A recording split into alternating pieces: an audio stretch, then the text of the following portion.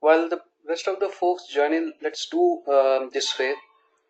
I would suggest Hema had a couple of questions from the previous discussion. And if anybody else has any question about what we covered in the last session, please feel free to ask about it. So Hema had mailed me a couple of doubts that she had. So let me quickly take up that. And meanwhile, the rest of the folks, if you have any question, please get prepared with that and let me know. Okay, so I believe my screen is visible. Okay, so let me switch to what Hema was asking me. So the first question she has got is about the macro that we were discussing. So she says the definition of the macro starts with format date and ends with format date. So how is this handled with the when macros are called with below steps? So I probably if I understand correctly, Hema, is what you're asking is how does calls input and call execute run the macro that we have created? Is it what you were asking about? Is that your question? Okay, then what's the question? Please help me understand.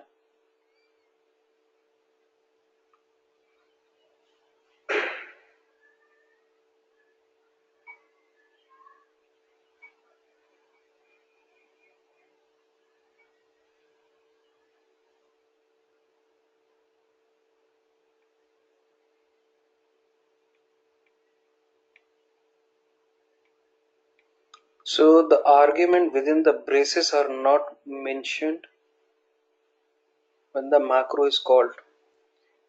So which argument are we referring to, Emma? I mean, input date, is it? So you are asking the input date are not mentioned. Okay, let me go back to that code. So this is the code we have. Okay, so input date is the name of our macro variable. This is precisely the macro variable that we're trying to create, and this is a macro variable, so we have a slightly different notation. So when you try to create a macro variable inside a data step, you make use of simput. Simput, what it would do is it will check, okay, input date is a macro variable that it is supposed to create, and then to this macro variable we are also trying to assign a value.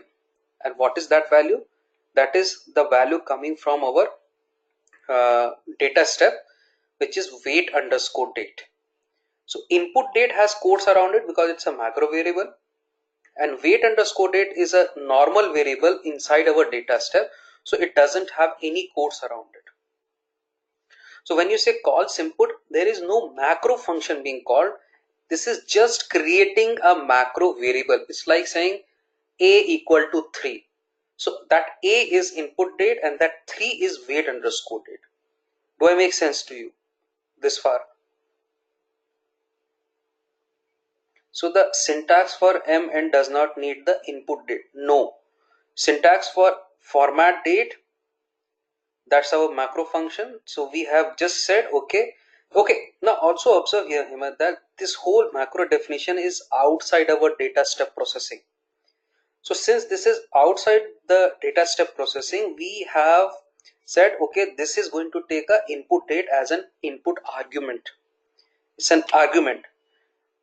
So there is difference between this input date variable and there is difference between this wait underscore date variable. One is inside the data step, one is outside the data step. Do I make sense to you? Are you clear with this first question? Can I proceed to the next one? Okay, then you were asking, had another question. What was your question? Call execute percent format input date. So when we say call execute inside a data step, we are calling a macro function. We are saying let us call a macro, and which macro is it that we are referring to? This macro which is actually defined outside our data step processing. We are saying let's call this macro function and let's give it some value to work upon. So this function needs something to work upon. What is it that it needs to work upon? Some input data. What is that input data? That input data is that variable input date. So we learned in the earlier discussion regarding macros that input date, if it's a macro variable, we want to now pass the value of input date. So to pass the value of any macro variable, you have to use ampersand symbol before it. So format date, how it is being called, with some input date data, and that is how the macro definition is also saying. So our definition says format date is a macro function and it would need an input date to work upon, and that's exactly what we are doing. We are saying, okay, as per the definition, let us call format date, which is a macro function, and let us give it something to work upon. So we are using call execute. So execute actually calls that macro and processes it. Thereafter, whatever you have worked upon, so once this macro runs, if you see here, there was one more macro variable being created, first day of month.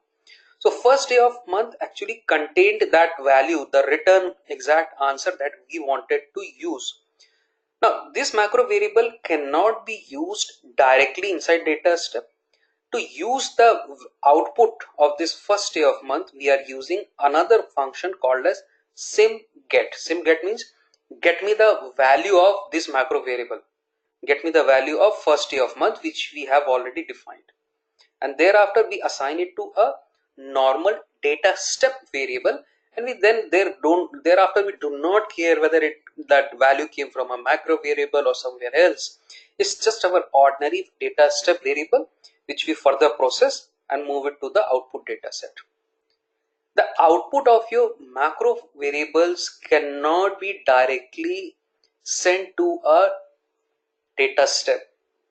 That's the reason we are using simget to retrieve the value of this macro variable and converting it into a data step variable, which we all know how to write to our an output data set.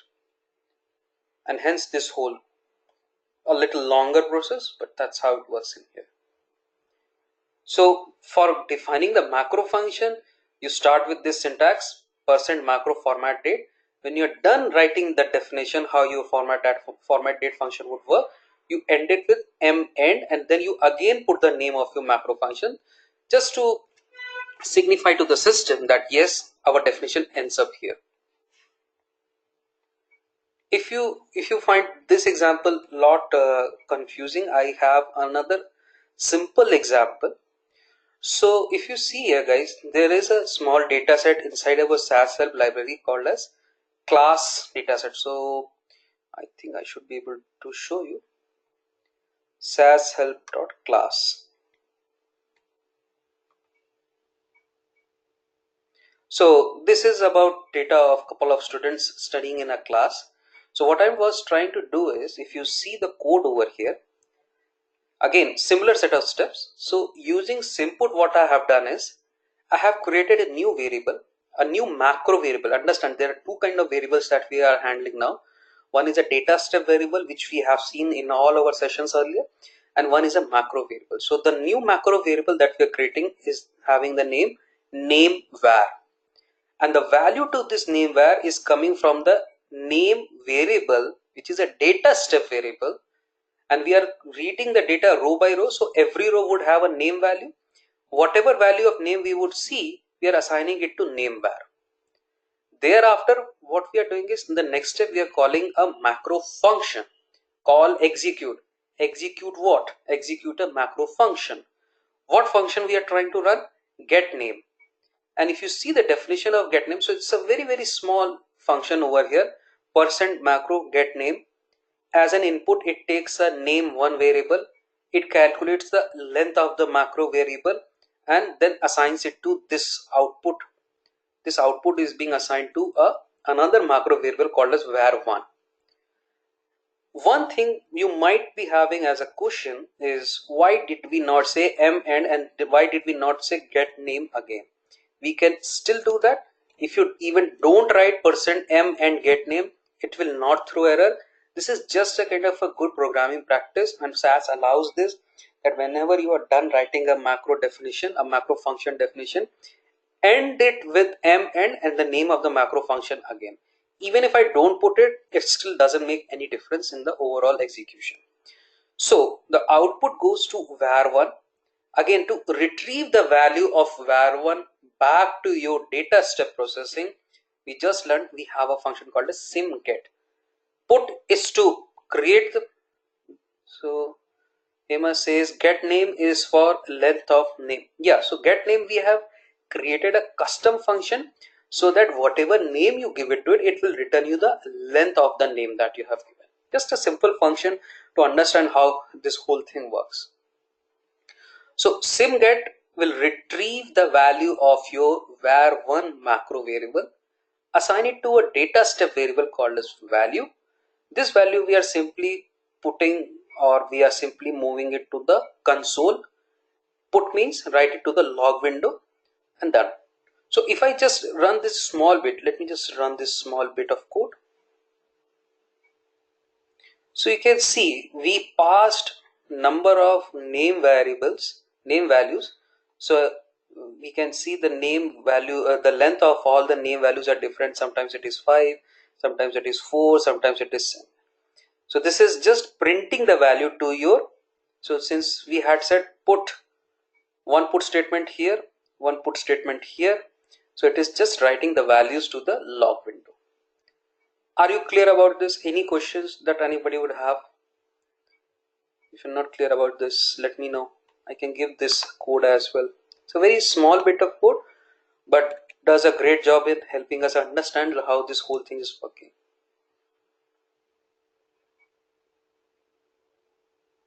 Are we clear with this? Okay, let's move on to the next question. Okay, so you had a question about the array part wherein it says array function. Okay, let me first open that code. Which one was it? Income tax and CAT. So guys, Hema is having a question about a problem that we covered the other day about the tax calculation. I'm just putting that to everyone and let me see how far, since nobody else asked me any question about it, can you all answer this question, those who were present in the last discussion?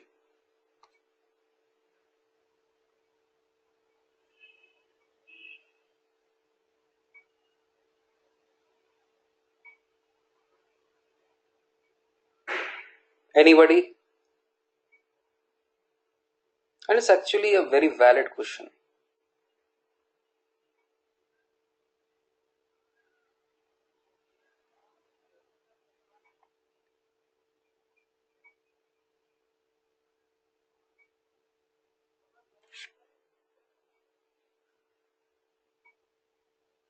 Anybody with an answer?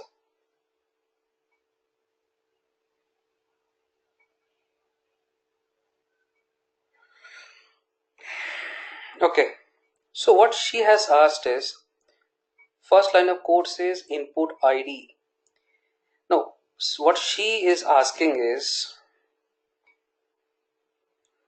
this array definition that we gave, array income, how does it understand that you do not have to take ID into your array? Correct me, Hema, if I'm wrong. Please let me first understand your question, because just while writing it, maybe at times it doesn't make very clear what your question is. Okay, so how does income statement understand, this array declaration understands that we have to store only the income data in here and not the ID values? So Emma, that is very obvious, and if you observe the previous examples as well, very clearly while declaring the name of the income array, it also says that income array is going to include all the variables from income 99 to income 2006. And since in this list what you see now highlighted, there is no mention of ID over there, there is no question of SAS getting confused. Okay, which variables am I supposed to take? Like for taxes declaration, so you say taxes is going to be another array, you very clearly mention that taxes array is going to include data from taxes 99 to taxes 2006. So system very clearly knows, okay, this is the group of variables that I'm supposed to take inside this array. Do I make sense?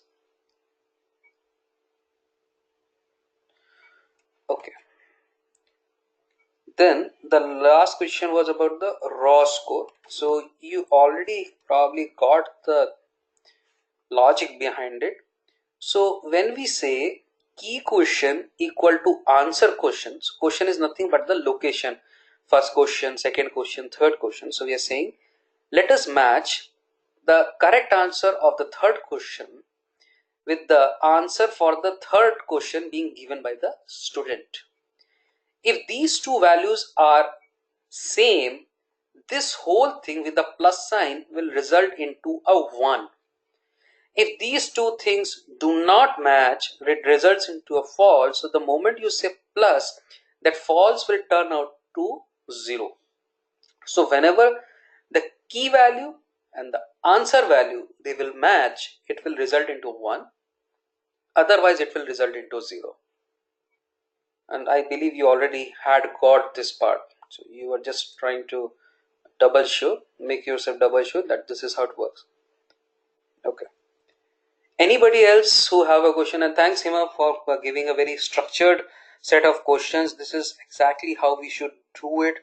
You prepare your doubts, questions, confusions beforehand. Krishnan, I'll just go on to Proc tablet, but first let me know if any question regarding macro and array so that I formally close these two topics. Anybody? I'll go to Proc tablet now. Yeah, 13.9 I'll come, Ashish, don't worry. But apart from that, whatever we covered, apart from the new topics, what else is the question? From what we covered in the last session, any questions from there? And Krishnan, can you please let me know the page number? So many people had question about Proc tablet. Can somebody tell me the page number for the chapter Proc tablet, please? 400. That's a very good number. Perfectly even. Okay, let me just quickly run through Proc tablet. Okay, it's the initial part is pretty standard and easy to follow. Who all did take a look at Proc tablet chapter? Who all have had look at this chapter? Ashish, Krishnan, obviously, Hema, okay, Sriram, and that's it. Okay, we see what's the attendance. The attendance is very thin. Okay, so Proc tablet is basically helping us creating various. So guys, I'll give you.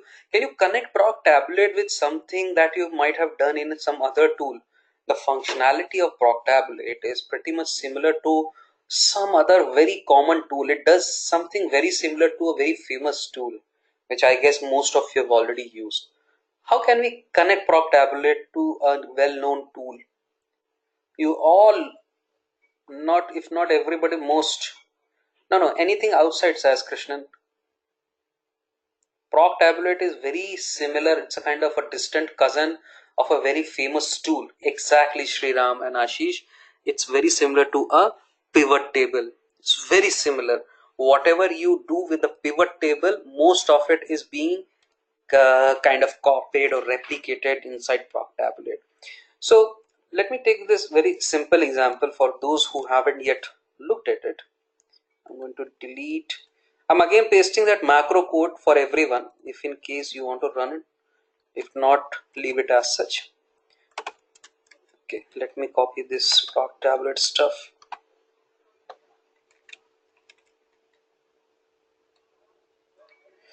Okay, so Proc tablet, what this does is it always results into a kind of a final table, and it always needs a variable to work upon from a given larger data set. So if I just run this much part, see what happens. Okay, I skipped some code. Let me rerun this. So this Proc tablet simply gives us the frequency of the gender of data in there. So if you see n, that capital N is signifying we are trying to get the number of values. So since we had said only split the table by gender, and hence if you look at the results, there are only two columns wherein both the gender values inside the gender column, one being female, other being male. It simply displays the number of observations in there. Okay. But if I just try to make a small change over here, if I say no, let us break it by gender and the blood type, and if I run this code, so I'm just taking it in a kind of a quick fashion because you guys say that most of you have read it, and then I'll come to and the specific question from Krishnan, and probably I guess Sriram also was having a doubt on this some time back. So now what we are doing, we are saying it's like our pivot table. Like what? So if you recall your pivot table stuff, guys, it's like I have put gender onto which section, rows or columns. Gender has been moved to rows, and blood type, that column has gone to columns. If you recall that arrangement, this is exactly what we would end up getting in a pivot table also. So this is by default giving under female and blood group A how many values are there, under female and blood group type AB how many values are there. So this is quickly giving us a intersection of gender and blood type data. Okay, I hope no questions over here. Very simple and obvious stuff, guys. No confusions. Or Gopal, are you able to get this? Gopal had joined, but again looks like has a broken connection. Anyway, but now if I put a asterisk symbol between these two columns, this data actually slightly changes. The final layout actually slightly changes. Let's see that. Now what you can see is, what is the difference now? The orientation of the table has changed. Now this doesn't look very similar to our pivot table. This is slightly different. Okay, Krishnan says, can I zoom? Yes, Krishnan, sure. I'm sorry, I didn't pay attention to it. So if you see, now it splits by gender and says, okay, in the gender column there are two kind of values, female and male. And then since we had said gender cross blood type, then comes the next column, blood type, and then for blood type, every possible combination of female and blood group A, female and blood group AB, B and O, we can see all the values being splitted. So slight change in our format, how you want to display your answer. But number wise, this doesn't make any difference so far. Okay, let me proceed. One thing I believe everybody should be able to notice, that for every proc tablet statement we have put a format equal to 6 dot. What does this do? What does this do? Format equal to 6 dot.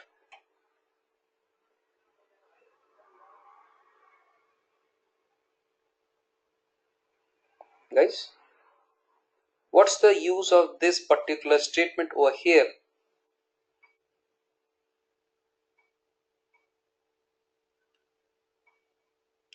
So this actually makes sure that whatever output data we get, all the numbers that we are seeing, they all have a common format, and they all share a common defined format, which is 6 dot, so that all the values appear in a common format. That's all it's doing. Now one addition is using this particular keyword all. If I use this keyword all in our code, you see what difference does it make? So now if you recall, in your pivot table there is a functionality of getting a row total and a column total. So by saying all, we are saying give me all the row wise totals, and again another all you can see to get the column wise totals. Like for female, I can just say the total number of female data values is 440, while for male the total number of rows or the values is 560. Same thing I can see on the columns section also, that for blood group A there are total 412 values, for blood group AB there are total 44 values, and so on and so forth. I hope everybody is clear with the role of the all keyword over here. Okay, great. Okay, now there's a small change here. we are still running a same table, but instead of saying class, now we are going to use the keyword var. Okay, and once we say var, let's see what difference does it make. Wonderful. Now you can see by adding var variable in proc tablet, what does it do? It starts doing analysis on it, or analysis here means that you can get the mean, you can get the standard deviation, yeah, statistics, right Ashish. So we can get all the aggregation values that we commonly use. What kind of aggregations we use commonly? Count, total, average, standard deviation, and many such more. So by using var variable, you can now split your data and get the quick statistical answers out of it. Statistical means the aggregation answers which you normally get in your pivot also. Like here we are saying for RBC column, the total value, the value of the whole RBC column, the total is 5022, while for WBC the total value is somewhere around 6395. Okay, I don't know how much exactly it is, but I hope you got the idea. By putting the var command, we are able to get the aggregations. Okay, now let's see another difference. When you use class and var variable together, and you also make use of that asterisk function that we saw some time back. Let me run this.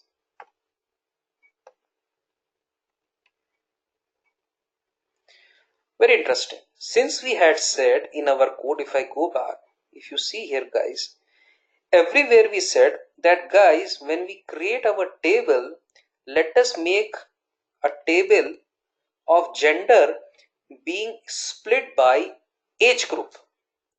So that is the row and the column section. Just imagine this is same to our pivot table rows and pivot table columns. We are saying rows, one part is being taken by gender, one part is being taken by age group, rows and columns. And then when we create these rows and columns, we want to analyze for a given gender of a given age group what is the RBC, WBC and cholesterol values. But we want a specific data out of this. When we use RBC, WBC, cholesterol, you can also notice they have been mentioned as var with the var command. So we can actually get the statistical output out of it. And the statistical output that we are referring here is average. So with this background, if I look at this table again, it says gender being split by age group, and for every combination we can see what is their RBC, WBC and cholesterol average, mean. Why average only? Because we had very clearly said that for RBC, WBC and cholesterol we want only the average, and hence this output. Do I make sense to all? Does it sound too difficult? No? Right. Krishnan says yes, Hema says yes. So you guys find it difficult? Okay, yes or understood. Sorry. Okay, so that's straightforward. Now, there are some more options which you can use to format your data. So if you see now, this proc tablet is not showing any kind of generic format statement which we were having earlier. If you remember, earlier it says proc tablet, and here, irrespective of which variable we want to use, we said let us use a common format. Let us use common 11.2 everywhere. Okay. Now the next example is slightly different in the regard. Now it has got a format statement for different variables, a different format statement for different variables. Like somewhere it says 9.1, somewhere it says comma 9 dot, somewhere it says comma 9.1. Okay. If I notice here, one key thing to observe is that for the var variable, so var variable everybody now understands is used for getting the aggregations out of it. So for the var variables here, what all statistical output we are getting? We are getting mean, and we are getting what? What is this STD? Standard deviation, right Ashish? So this is going to give us the standard deviation as well. So for RBC, Not only we would see mean now, we would also get the standard deviation of the data. So let's run this. So you can see now very beautifully it gives us a very nicely formatted table. It says for the gender, given gender, the RBC, F is for format, Shrira, format, the output format of the data. The output format for standard deviation has been given as 9.2, for mean it has been given as 9.1. It's just a change in the format. So if you see 9.1, it results only in one decimal place as the final output, while standard deviation has 9.2, so it has two decimal places in the final answer. Can you notice in the code we said for RBC there is only one decimal place in the answer. For RBC the standard deviation would have two decimal places in the answer. If you want to just see the change, so now you can see. So Shriram, we do not have to really know beforehand if we want to use 5.1 or 9.1. It's up to you how you want to display your answer. Supposedly, this data was having financial numbers and we wanted to include a dollar line, a dollar symbol along with it. So we would have used a different format. So I believe you're getting confused. What does this? This is as per the user, how the user wants to see the output. System is just going to display the answer in that output format. You get me? Okay.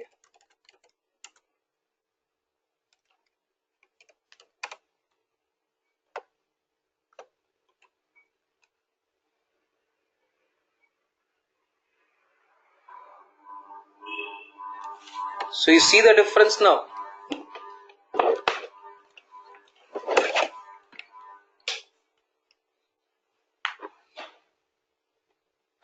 Ashish, 6.1 and 9.1, if you recall, 6 was for total number of values would be up till 6 places. So the final answer will occupy only 6 columns and 9.1 will occupy total 9 columns of answer.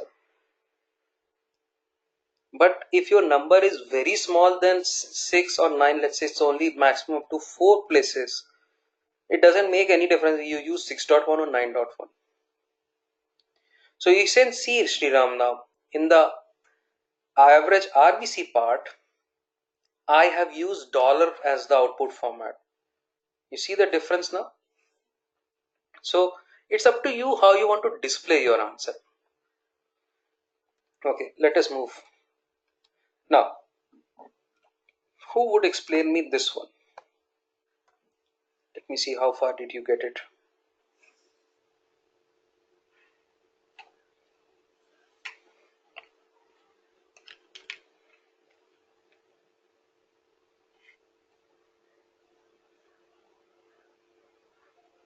This one, guys.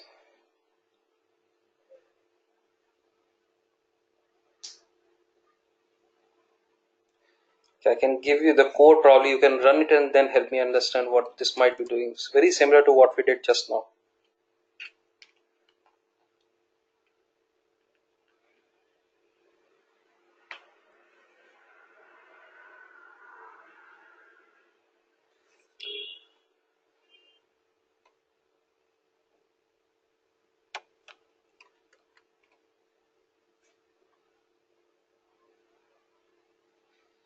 So, yes, that's right, Shrira.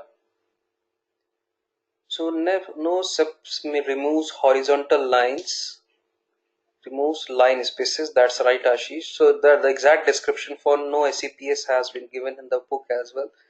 Check that part again. I'm more concerned about the output display. What this output tells us. So what we are doing over here is for RBC, WBC, and cholesterol, we have run statistics functions or aggregation functions. And if you see the code is requesting output statistics for n form of total number of values, which is small n, mean of the values, and with their all different formats. So if you read that line, if you read this line, RBC, for RBC we are saying let us report the total statistics in form of number of values and in form of mean of the values.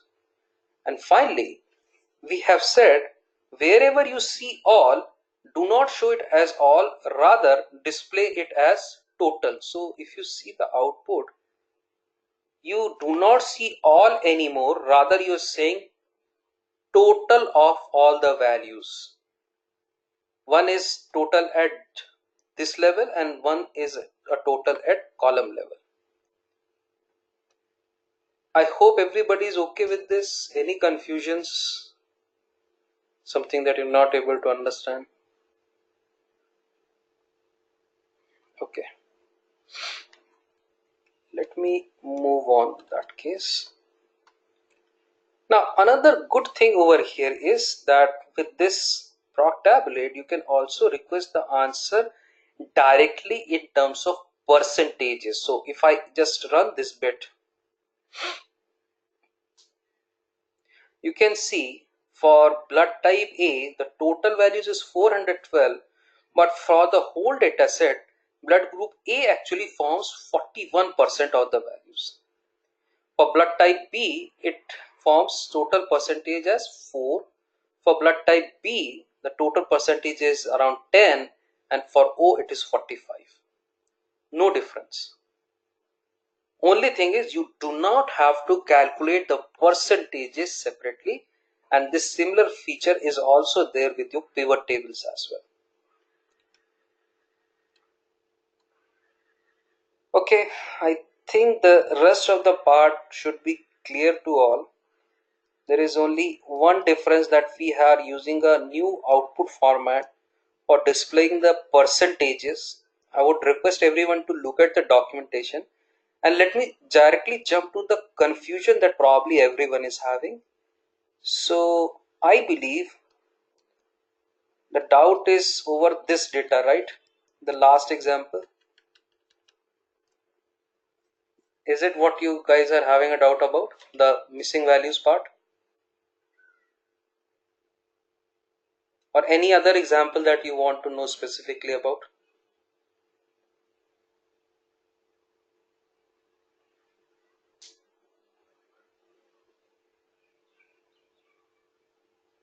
Guys, am I audible? Sriram, what was it? Okay. What does the variable equal to empty space denote? Okay, let me go back.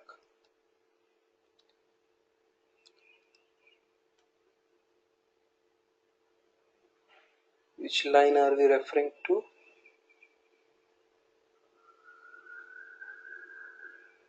Which example are we referring to, Sriram? Line 74. Okay, so what does this line do? Let me just open up the documentation, because even I don't remember all the formats every time. Let me just quickly run through it. I remember having read about it, but I don't really recall it at the moment.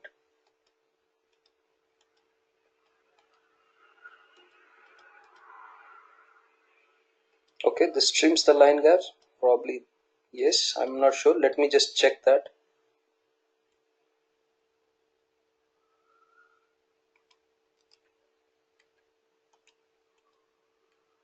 Which example was it?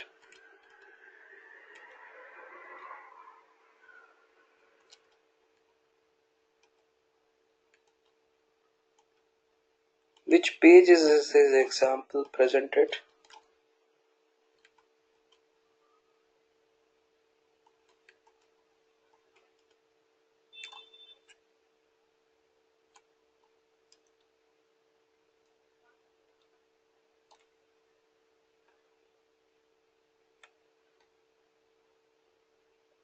Okay.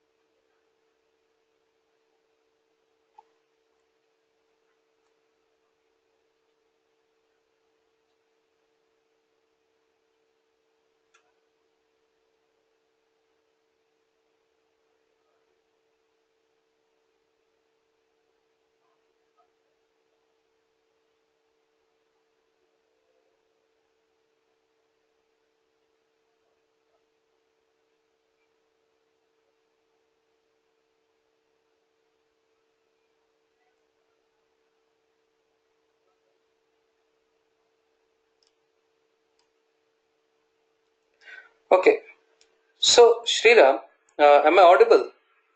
Can you hear me? Okay, so Shriram, what this part is actually doing is, this is saying, let us not write down any label.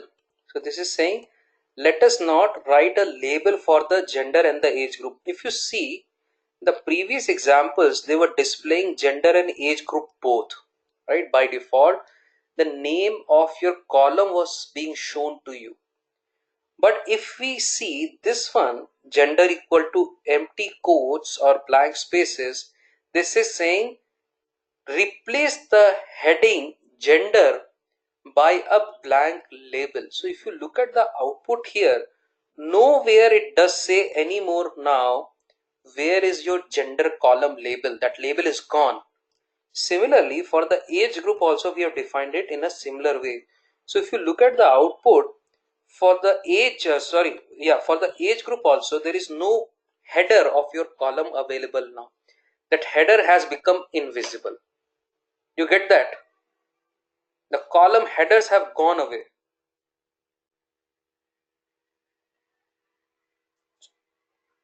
Shriram, was it clear to you? Okay. Now I believe the common issue, or probably the most confusing part here, was the missing values. Let me directly jump to that part. So for missing values, we have actually a very interesting example over here. Let me go back to SAS screen.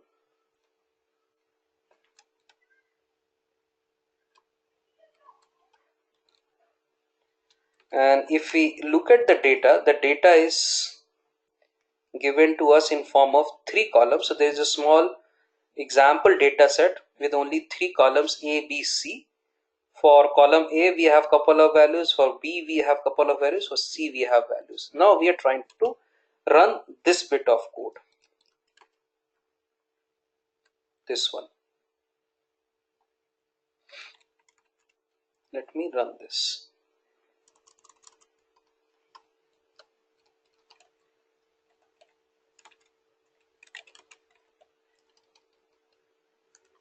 So what we're trying to do is, we have included only two variables for our analysis here, which is column A and column B, and we are trying to create a table with this. Let us see the output. Wonderful. Now what we see is, we use two columns, column A and column B. Column B has three distinct values x, y, z. Column A has three distinct values x, y, z.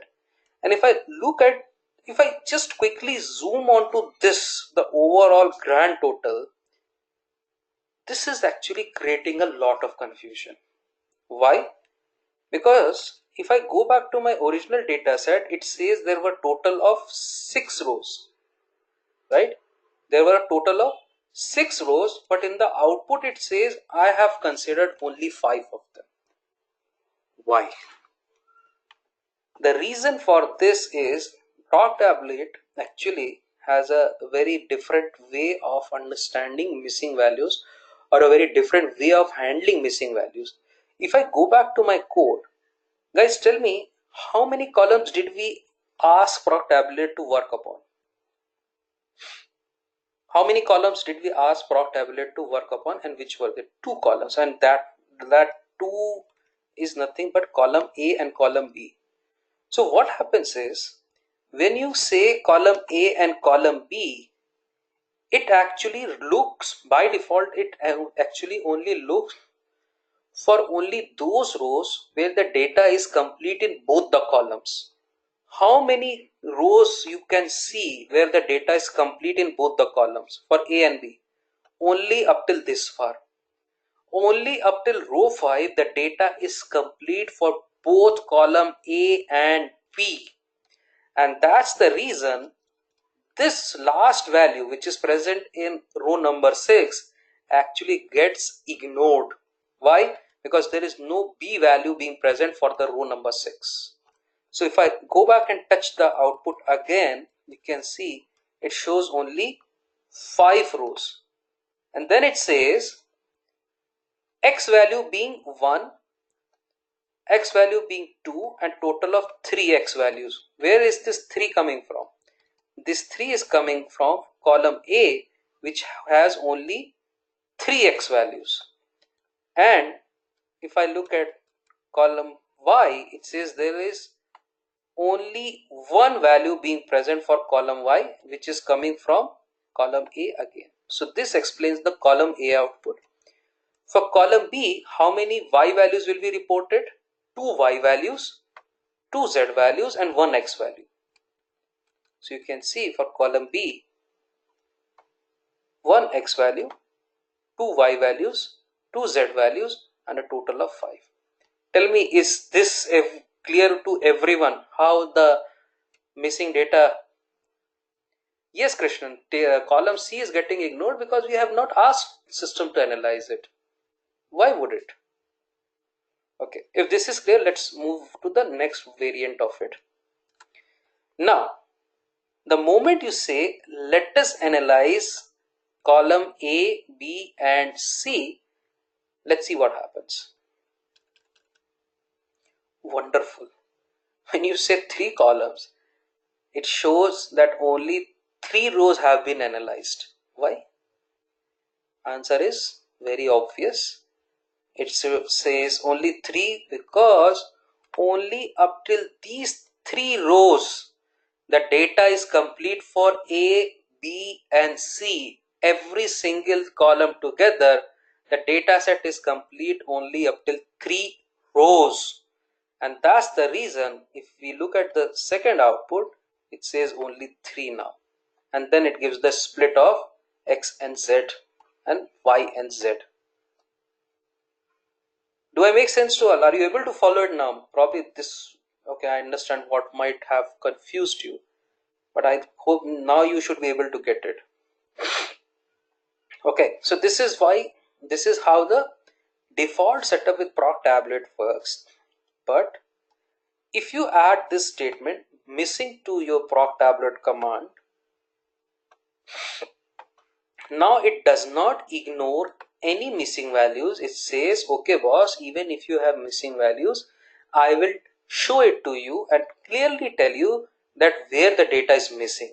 Now you can see it says total 6 rows have been analyzed, where X value is missing here, where Y value is missing here, and Z value is missing over here. So it now includes all your missing data also, which it wasn't doing earlier.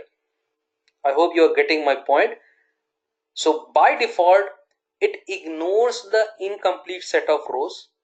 But when you say missing argument over there, it starts adjusting itself as per the missing data, and it doesn't miss out any data now. Rather, it will show you where the data is missing now. So if I run this bit of code,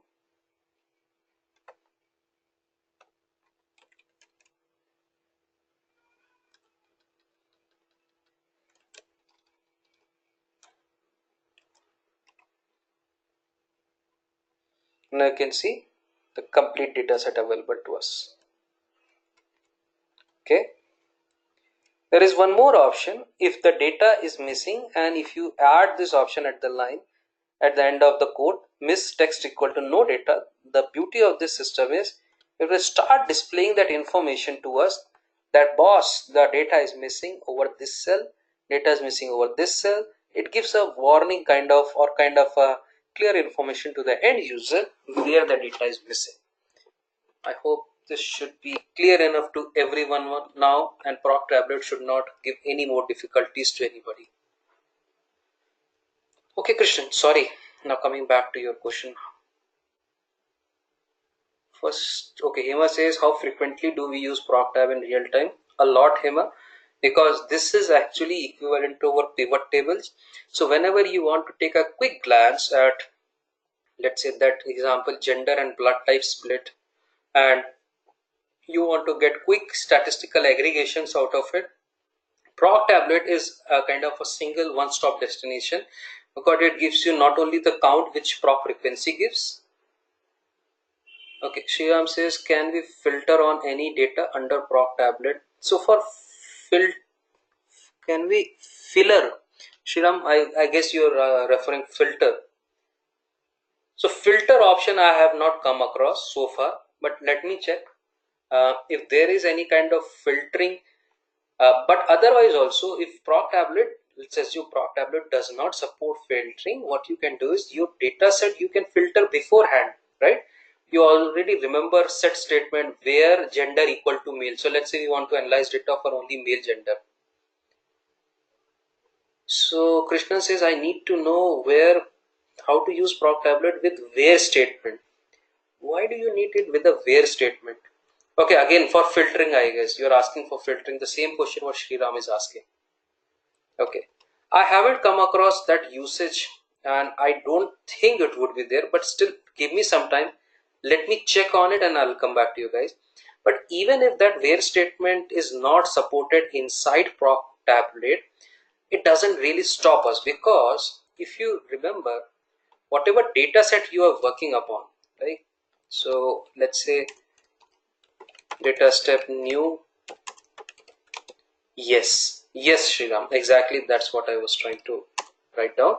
That if you want to filter something, you can filter it beforehand using the where clause or whatever you want to do, any kind of manipulation. And that's the reason we have been spending so much time on understanding the other bits, how to filter, how to manipulate. So something similar to this, you can filter your data set beforehand and then we use proc tablet as it is.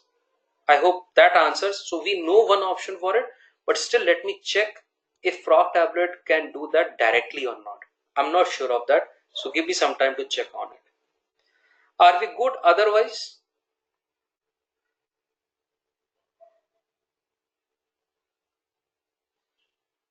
So I guess we were able to sort out a lot of doubts. So Gopal, yes, Sriram, now I think you can use it. Gopal, was this part clear to you? You have been pretty silent today. Did you get a chance to look at proc tablet earlier? Now is it clear to you what does proc tablet do?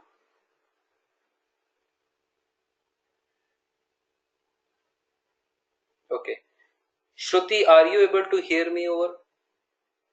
Were you able to understand this? Okay, great guys. So let me move on to that discussion of the array question which we were looking at the last session also. Okay guys, so quick question. Did anybody get a chance to look at, how many of you really looked at this question what I had asked as a kind of an assignment? This one. No, not this one. Next one. Which one was it? Yeah, this is the one. So how many of you did get a chance to look at it? Ashish did. Who else?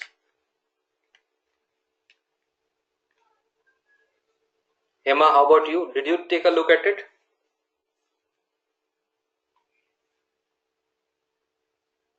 Sriram didn't look at it. Okay. Who else? Krishnan, how about you? Krishnan also didn't look at it. No worries. So guys, just to help you quickly recall, Shruti, I guess you were there in the last discussion. Were you or you weren't?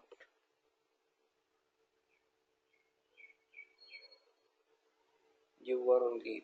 Okay. So guys, we were talking about the array concept, and this is one example that we saw during our discussion last time. So I'll just help you recall what this discussion was all about. So this was about evaluating responses for an exam, wherein we are looking at the answers from three students. So you can see there are three students, student ID 123, and this guy's response to the 10 questions he was being asked. Next was this student and the 10 responses that this guy gave, and then another response from some other guy. Now what we want to do is we want to calculate the percentage of marks that each of these students got, and for evaluating all three of them we had actually created a temporary array with the right answers. So the correct answer to the first question is A, the correct answer to the second question is B, and so on and so forth. Okay, and we also have the responses from all the students, wherein the response from first student was first question he answered as A, second question he answered as B, C, D, and so on and so forth. So we have the responses, we have the correct answers, and we wrote a small code using arrays wherein we were trying to calculate marks of every student. So whenever our key, which is the correct answer, whenever our key matched with the answer being given by the student, we gave him a score of 1. Otherwise, this operation will result into a 0. So by the time this loop ends, we have actually looked at every single response and compared with every single correct answer. And whenever two are matching, we give that student a score of 1. Otherwise, we give him a score of 0. So when the loop ends, we have the correct answer in form of raw score. We divide it by 10 because that's the total number of questions being asked. Multiply by 100 to get the percentage format, and that's all. This is what we discussed in the last session. Anybody who has a question on this? First, let me clarify this, because then only we will be able to understand the second half of it. Krishnan, do you remember this? The question that we just saw? Any questions? Anybody who's not clear what was being done over here? No questions. Perfect. Okay, now let's look at the other variant of it.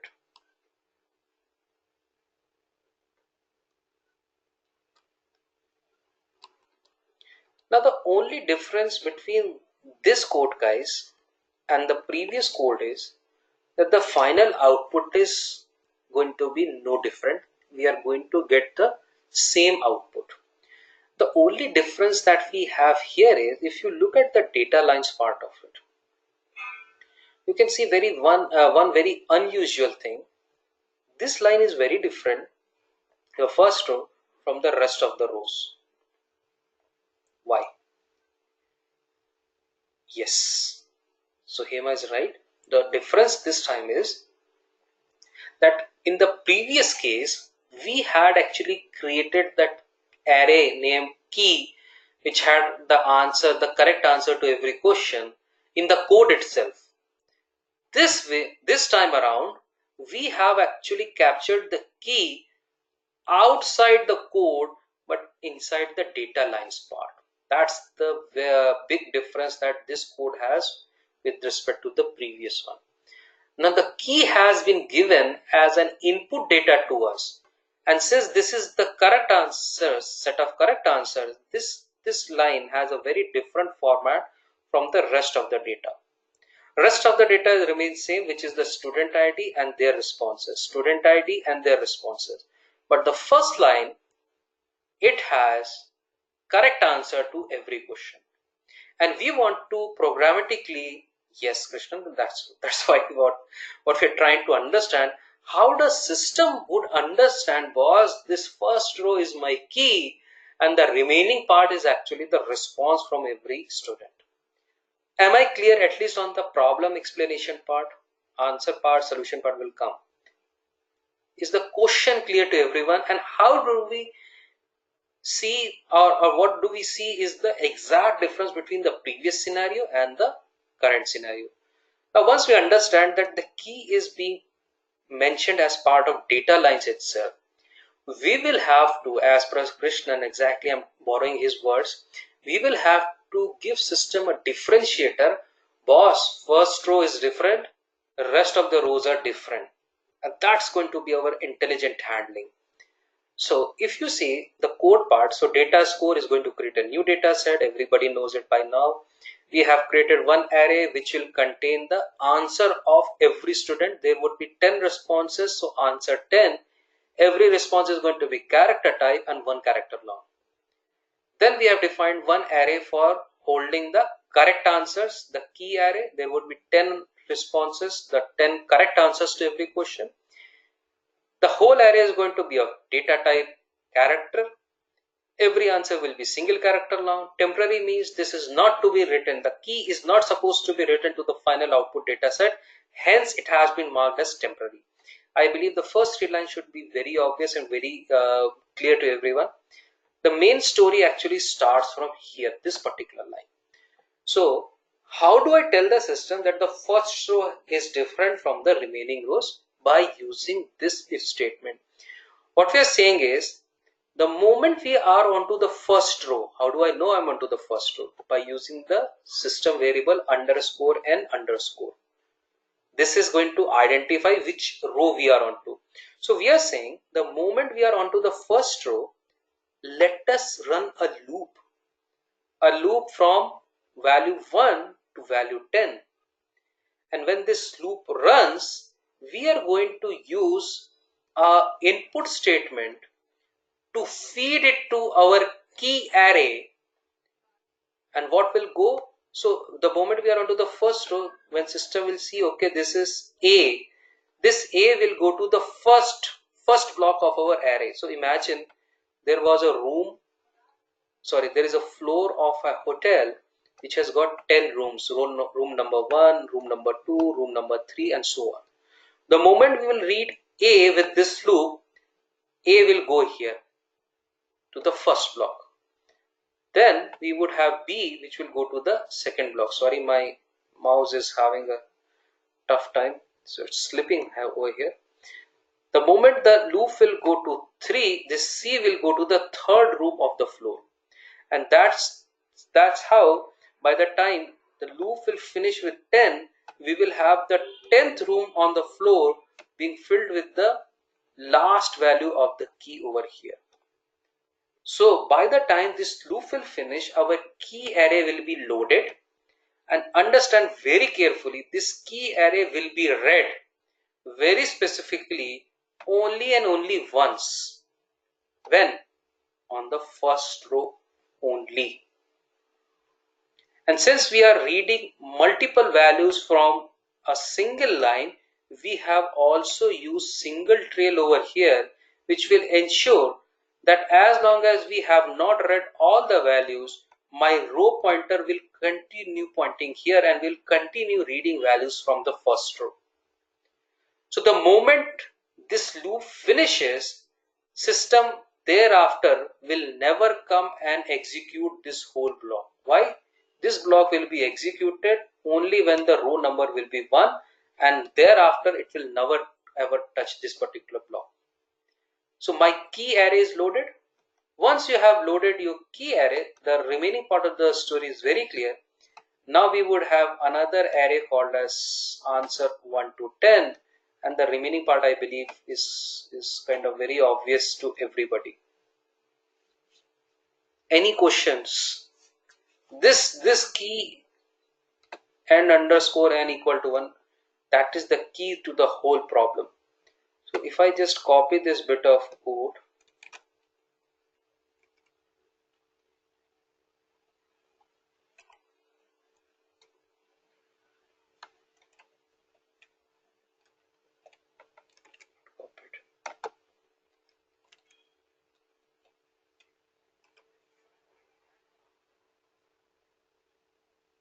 yes, Krishnan, that's right. So the key is in form of an array, and the remaining data lines is in form of an input.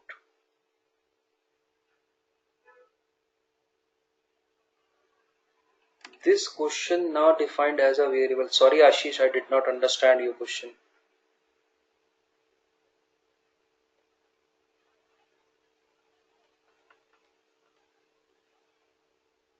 Input key question. Yeah, so what we are doing over here with input key question is, we have actually told SAS that now think there are 10 different rows, but instead of giving all the key values on different rows, we have given all the 10 values on a single row. And that's why when we want to read every value separately, but all the values being given in the single line, we had to use this single trail, so that it keeps reading A as a different row, B as a different row, C as a different row, and so on and so forth, as long as there is data on this line. So compare it with our earlier discussions about single trail, where every data if not given on a different row, if it's all given on a single line, we have to use our single trail. Input key question, what this would do is, key, when question value will be 1, that means we are looking fill the first room of the floor. Key 1 will be first row, key 2 will be second row, key 3 will be third row, but all the rows have been given to us in a single line. I am not sure if you're getting my point. Just recall our earlier discussions about single trail, you'll be able to connect it.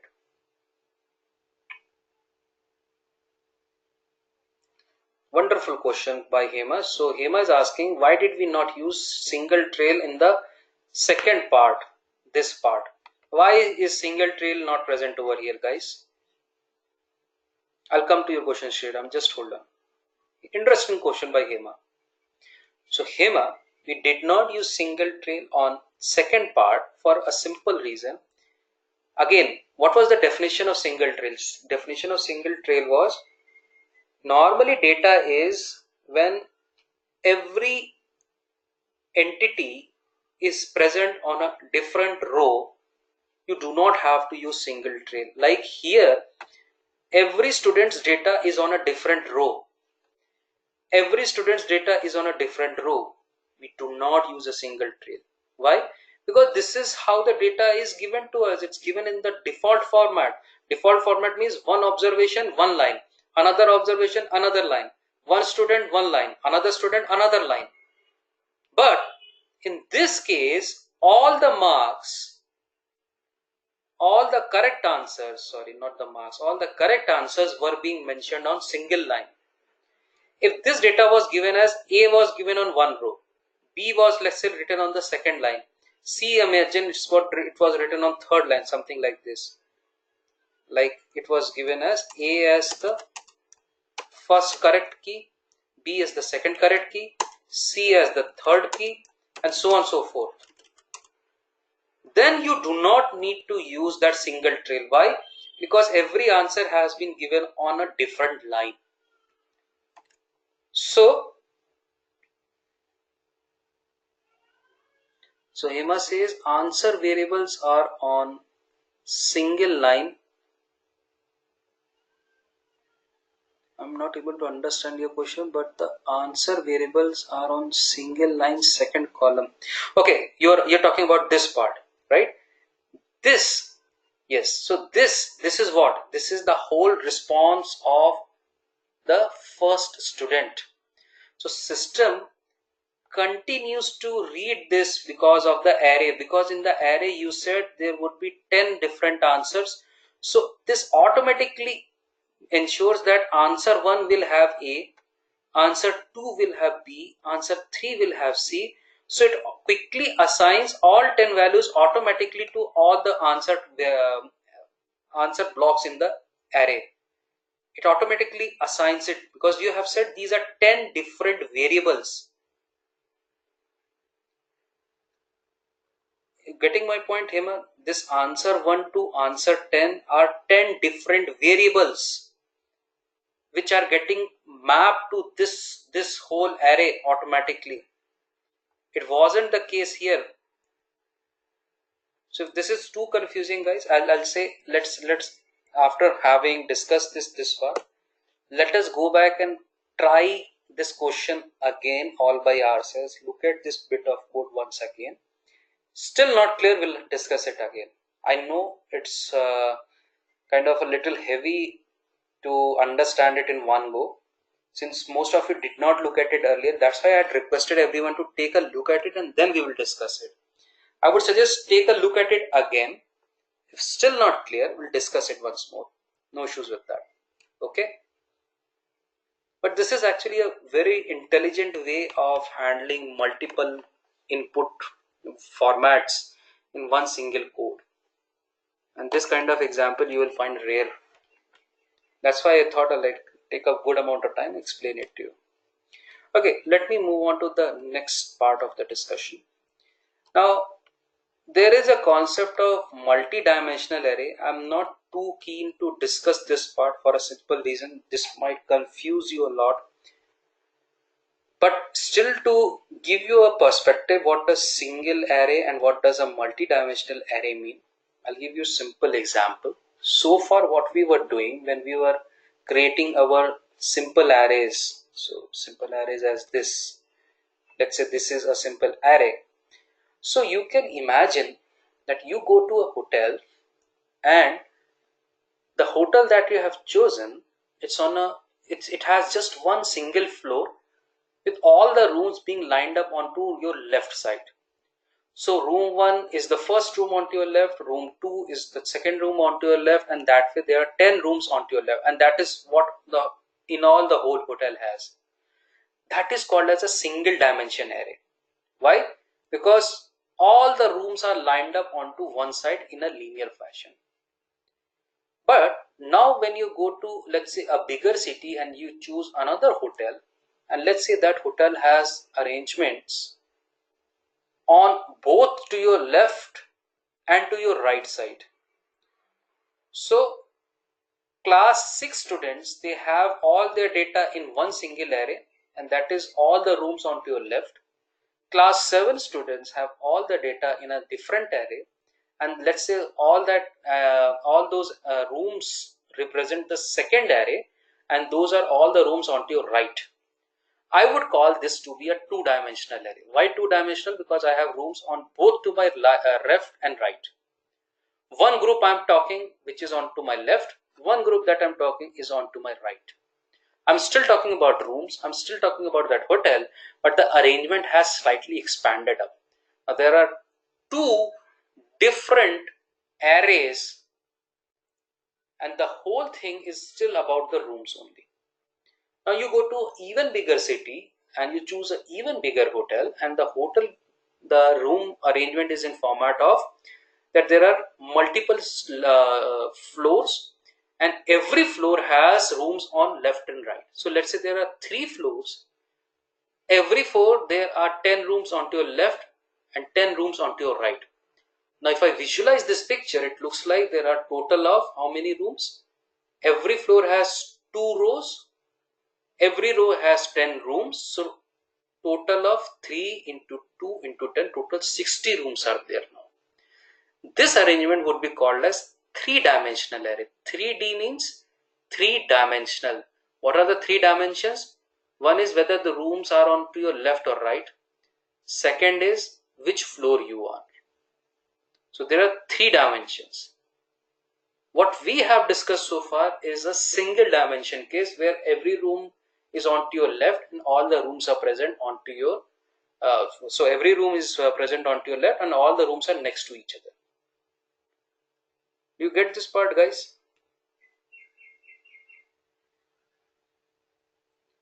1D, 2D, 3D, you can expand it to 4D, 5D, and you can complicate your problem as much as you want. I'm not discussing that part because it would be too much confusing for you to absorb this at the moment. But the next example that has been given is about a multi-dimensional arrangement where year is one dimension and job code is another dimension. So if you look at the definition of this array, it's like having 2 different indices. One index is running from 1944 to 1949, which is signifying the year value, and 5 is actually signifying the representation of the job code. So if you see, this example has job codes A, B, C, D, E. So we have 2 dimension here. One to run across the year, and then within that year, which job code are we referring to? So and this is the example of which kind of array? 2 dimensions, 2-dimensional array. So how I declare it? By using 2 indices, one for the year, one for the job code. And another thing to notice is that this kind of array would require 2 loops. Earlier we were having single do loop because everything was one next to each other, but this time we would be needing 2 different loops, one to run across the years and one to iterate over the job codes. Take a look at it later on. If you get that, really good. If you don't, you can skip it. But this is what the idea of multi-dimensional arrays is, and this is something that people coming from Java or C background use a lot, multi-dimensional arrays. Okay, now this finishes up this chapter, but I wanted everyone to check if you're able to know, understand or not this part. I wanted to do a question over here. I'm just reading through which question should we try. Which question you want to try, guys? Any specific one?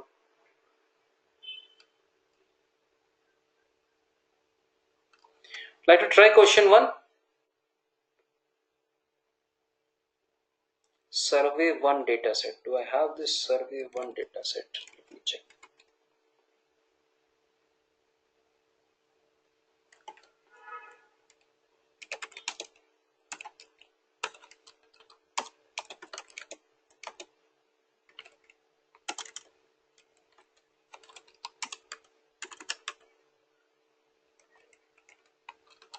Okay, we have it.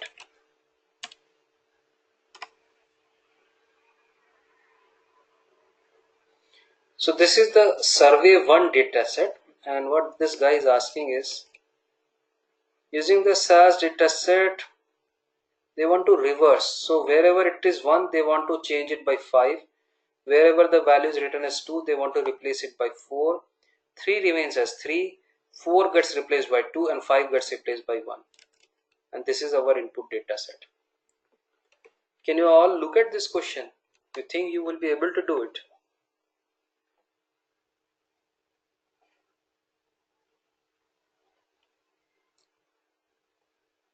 Are you clear with the question, guys? Okay. I'm not going to give you more than 5 minutes.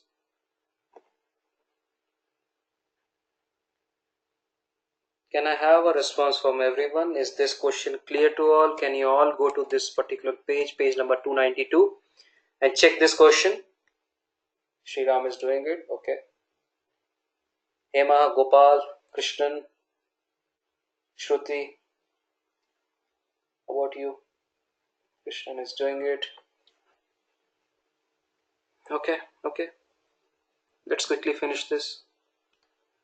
If question is not clear, let me know.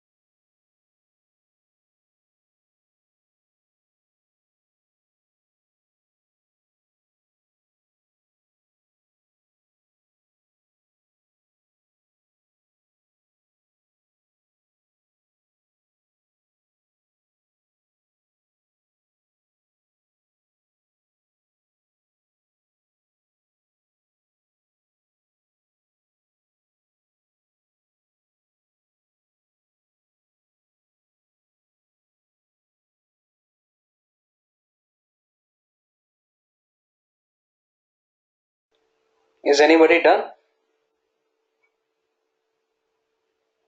Anybody done?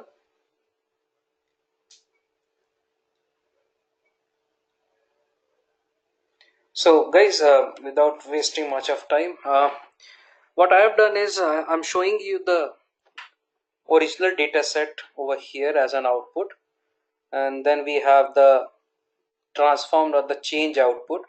You think that's the lower table is the correct answer to the first table? If you were able to understand the question, you think this is the right answer, the lower table?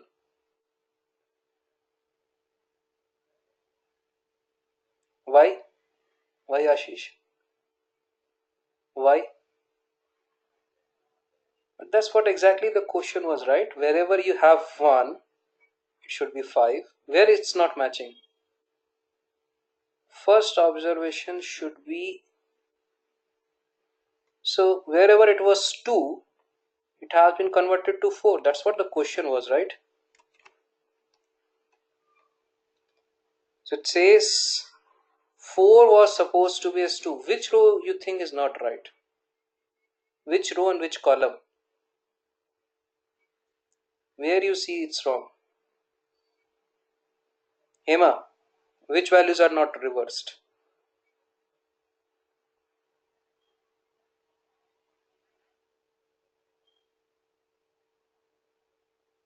Question refers to the position of values and not the exact values. Is it what the question was?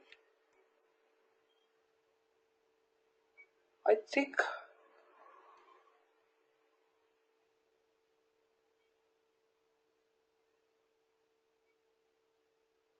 no, Hema. I think it said 1 should be replaced by 5.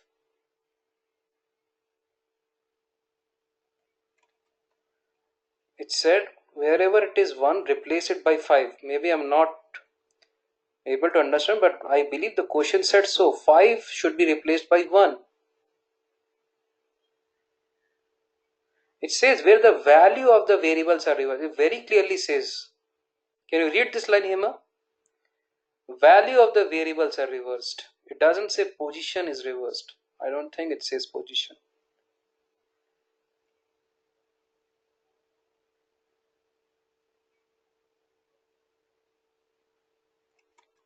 Now can you attempt it? Maybe you did not get the question, but I hope now you got the question. Can you now attempt it?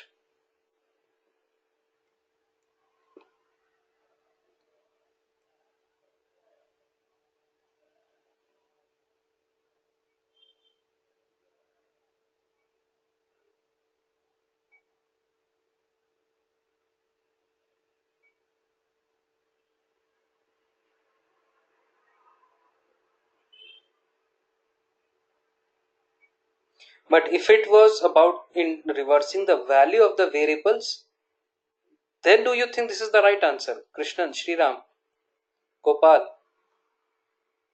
do you think this is the right answer, the lower table?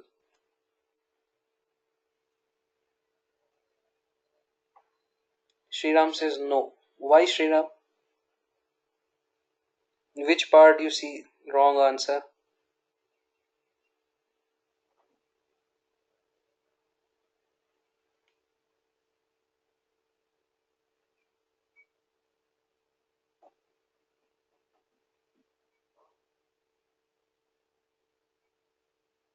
Yeah, so this output is as per the question being asked. Yeah, that is what was being asked. So I did that only. Okay, so answer is very simple, guys. So if you were not able to get it, here is your answer.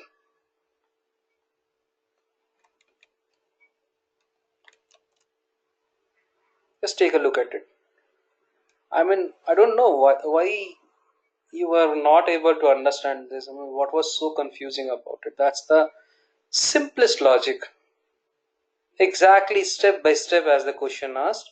That whenever the loop says for any value, original value, if it's 1, I have to replace it by 5. 2, replace it by 4, and so on and so forth. Done. What was stopping you? Still not able to understand. You guys have been doing a lot of difficult ones. This was probably the easiest of all. Can everybody run this code and let me know if you are able to manage it or not?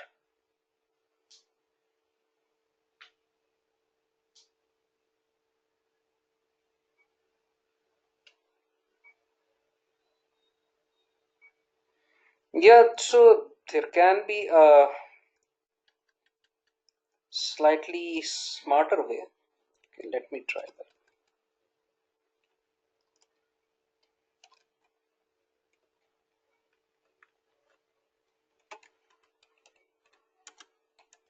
I'm just thinking this should work.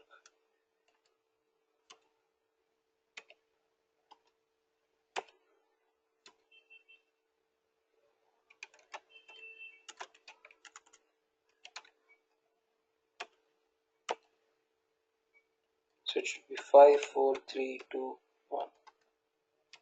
If I'm not wrong.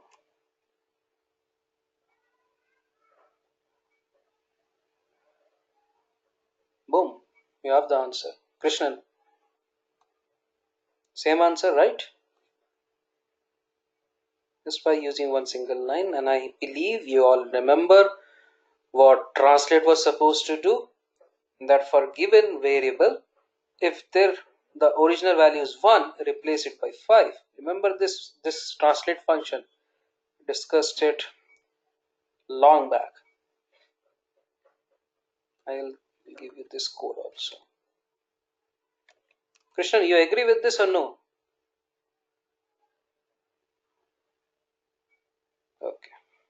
So guys, my idea is that we should know at least one simple way of handling things. Once we know the simpler way, there is no limit of how intelligently or how smartly you can handle it.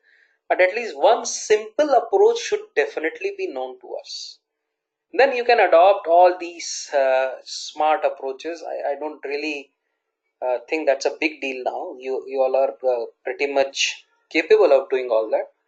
But I'm actually big fan of the basics, so I'll try to keep things as simple as possible. So for me, that if else logic still holds a kind of much better value than the translate function. I mean, it's always good to know such functions, but at least the basics, they should be very clear to us. Ashish, was it running for you? Did you try this code, the first and the second one both? You think it's working for you? Okay, now coming back to, so I believe this was clear to everyone. Shruti, did you try running it?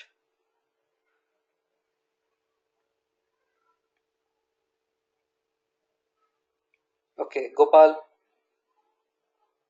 I hope today you are not on your mobile. You're running the codes.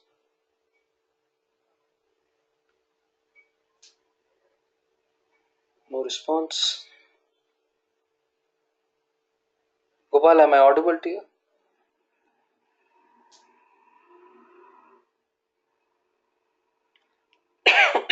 No response. Anyway. Okay, so if this is working for everyone, I believe you can now try this question in any different way that you would like to approach it. But let's do this as well. What Hema was saying, that she understood probably in this question we have to exchange the positions. So when I say positions, probably she was saying whatever is the response of question 1 column, that should be exchanged with all the responses of question 5 column. Whatever is the response of question 2 column, that should be replaced by the responses of the question 4 column. Is it right, Hema? That's what you were saying? Can you try the second version, guys? What Hema was asking? Question 1 response should be exchanged with question 5 responses. Question 2 response should be exchanged with question 4 responses. Question 3 does not undergo any change. Question 4 responses get interchanged by question 2, and 5 gets interchanged by question 1. And I'm not going to tell you the answer for this. You have to tell me.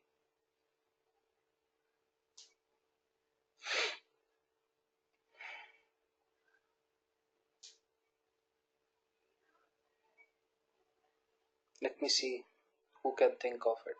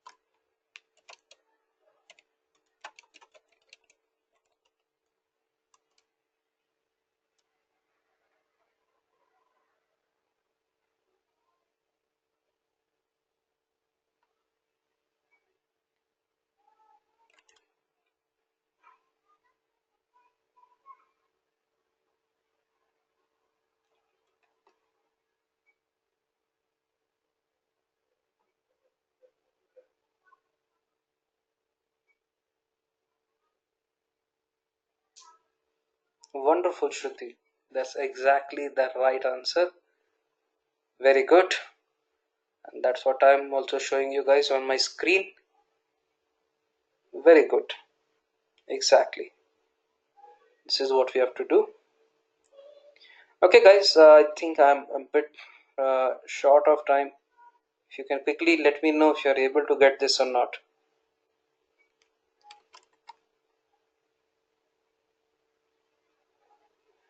So I have the answer for you.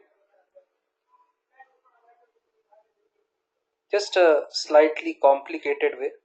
Shruti has given even smarter approach.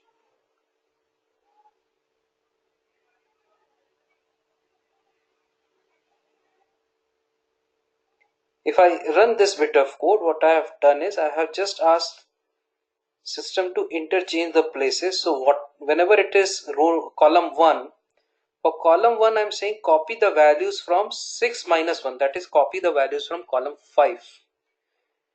When it's column 2, get the values from 6 minus 2, which is column 4. When it is column 3, get the values from 6 minus 3, that is from column 3 itself. When you are looking at column 4, replace the values by 6 minus 4, that is from column number 2, and so on and so forth. Pretty standard answer, very simple approach. Hima, I mean, just instead of writing different, so let's say we were having 50 such arrays, 50 such columns, in that case your answer would be little tedious to handle, although that's a right approach. I certainly agree with that. But using a do loop, we can manage even 60 columns as well. Otherwise, with your solution, I'll have to write a specific case for each one of those. Okay, so I believe the solution is pretty straightforward. All we are saying is just exchange the positions by using this particular logic. I should be replaced by 6 minus I. Straight. Is everybody clear with the solution? Any questions? Anybody not clear about something confusing you? Sriram says yes. Ashish, Krishnan. Okay, wonderful. I sent. Krishnan says, can we use a retain function? Krishnan, why would you need a retain function here? You are looking at one row, and at that particular row itself, you're trying to exchange the column positions. Retain is supposed to be used when you are trying to remember something across rows. So the marks of student 2 you don't have to remember when you reach student number 5. You certainly don't need a retain function. But when you say, okay, do you get why we do not need it? We don't need it because every student's marks are on this row itself. Why would we need to remember these marks when I reach the last row? No point of doing that. Okay, one quick check. I sent out a note. I'm apologizing beforehand for that, for being little too short on time. I should have had given it long back. But did you guys take a look at that visualization link that I had sent out? Anybody? Ashish did. Krishnan did. Sriram.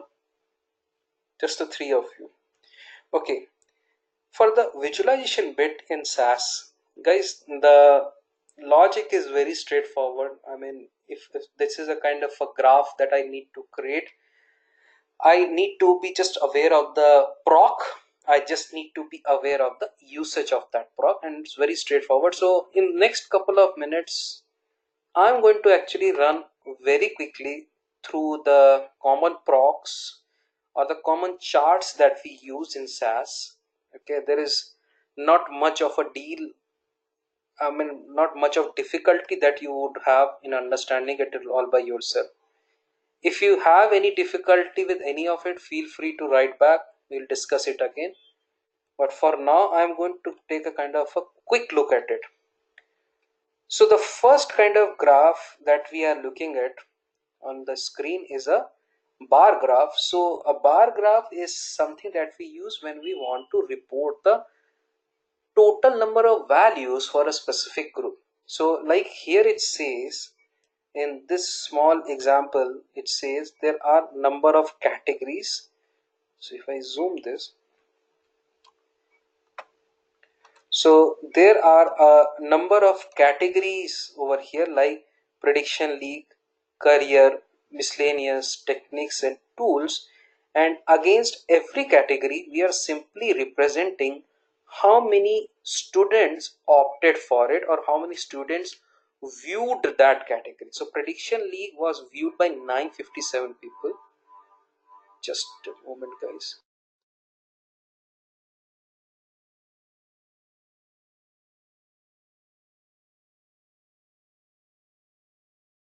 Sorry. Career category was being viewed by 6,114 students. Miscellaneous was viewed by 2,287. So bar graph we use when we want to look at the count of different groups. To create a simple bar graph in SAS, it's very easy actually. We can use this proc sgplot, name of the data set. The bar graph that we were seeing just now, that was horizontal bars. So we are saying let us create a horizontal bar for every category, and response means how we want to, what we want to plot against every category. So every category we wanted to plot the total number of values. So total number of values should come from the views column. Stat equal to sum means what we want to see, the aggregation, the total number of views. So we are using sum over here.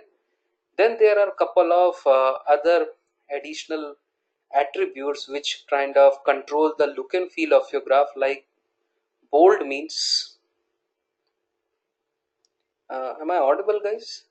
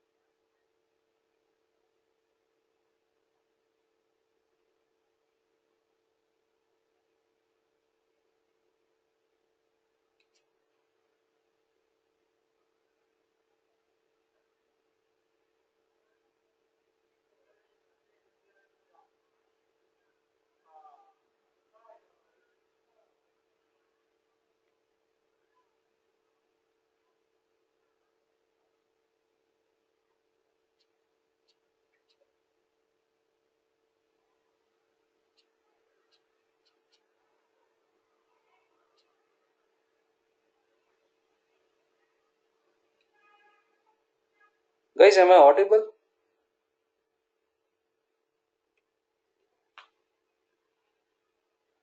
Okay. So we were trying, okay, sorry for the disconnection. I don't know what happened just now.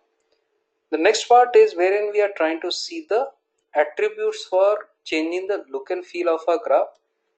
So we want to display the values in bold. So these are going to help us in improvising the look and feel of the graph. But all in all, this is a simple bar graph with horizontal bars. So you can see the total number of views on the x-axis, and on the y-axis we have the different categories of the views. That's all this bar graph does. Very straightforward, very intuitive. Next is a column chart, which is no different from our bar graph that we saw just now. Again, we are using proc sgplot. This code has a slight mistake. It shouldn't be h bar over here. It should be v bar. H bar stands for horizontal bars and v bar stands for vertical bars. Rest of the stuff doesn't change anymore, and we have a simple vertical bar graph wherein for every category we can see the total number of views. That's it. Thereafter, we have a clustered bar graph wherein within every category we are trying to get another subcategory inside it. Like in this example, the red color is denoting March data, the light green that you see is denoting January data, and the light brown that you see is denoting the April data. So in this case, all that we have done is we have added a additional attribute here for the subcategories by saying that group the data by month name. Where is month name coming from? Month name is actually a column in the original data set, and we are saying let us display the data for every category, and for every category let us show the month name as well. And the display should be cluster. Cluster means all the months for a single category should appear together next to each other in form of a cluster. This is one group, this is one group, and so on and so forth. I believe this is very intuitive, guys. I'm not spending much of time, assuming you're able to follow it. You have any question, stop me. But trust me, this is a very standard proc with a very standard set of attributes that we need to work with.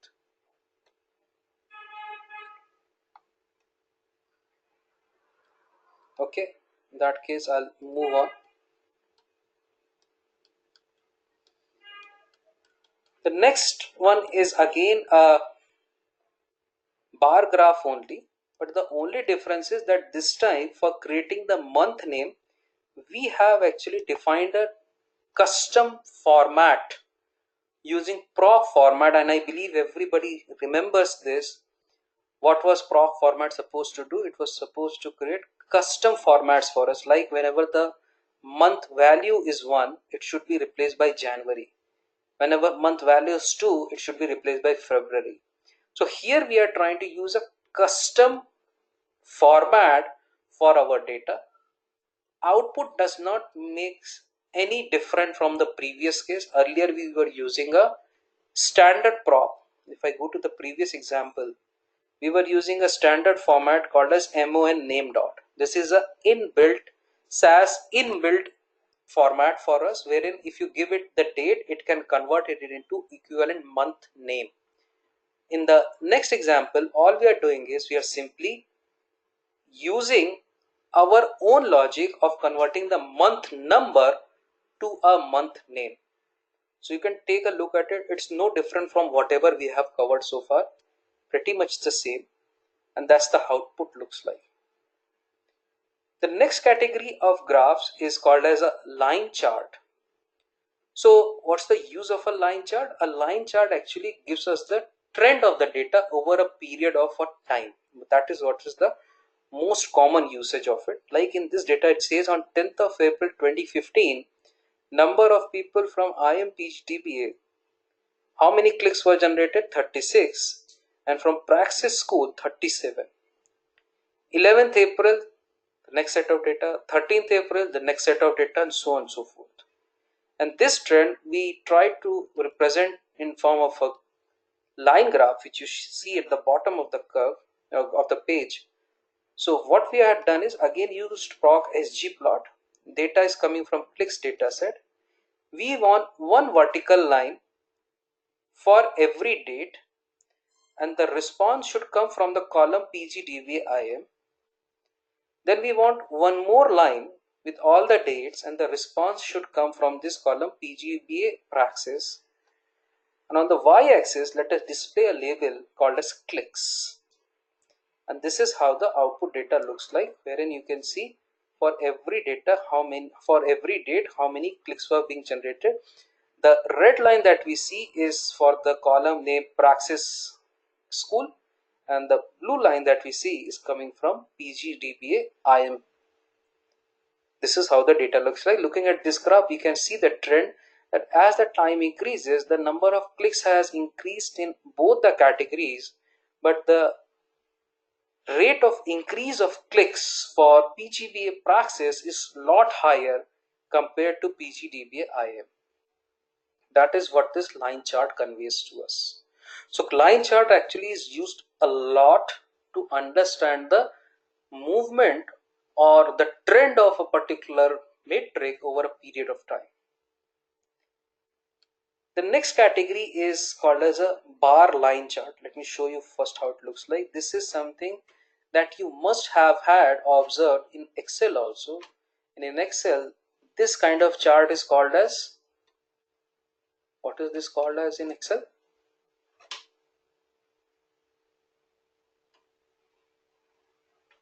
Anybody? No, Ashish, this is not a line chart.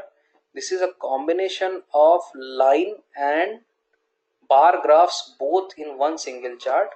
This is also called as combination chart, or combination chart, wherein you have two different matrices. Like the blue line here is signifying the total sales, and the vertical bars that you see, sorry, the blue line is about the predicted sales, and the vertical bars that you see is about the actual sales, so that we can see for every month what was the prediction and what was the actual sales. So like for month 8, we can see that the predicted sales is somewhere here, the blue dot is somewhere here, which is like let's say 8,000, while the actual sale was a little lower. The vertical bar shows it to be 7,000.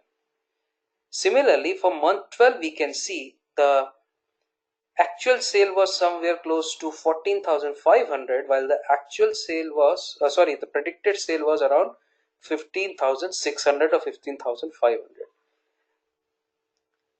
So this is a trend line, Sriram. The blue line is a trend line, and the bar graph is in form of the light brown vertical bars.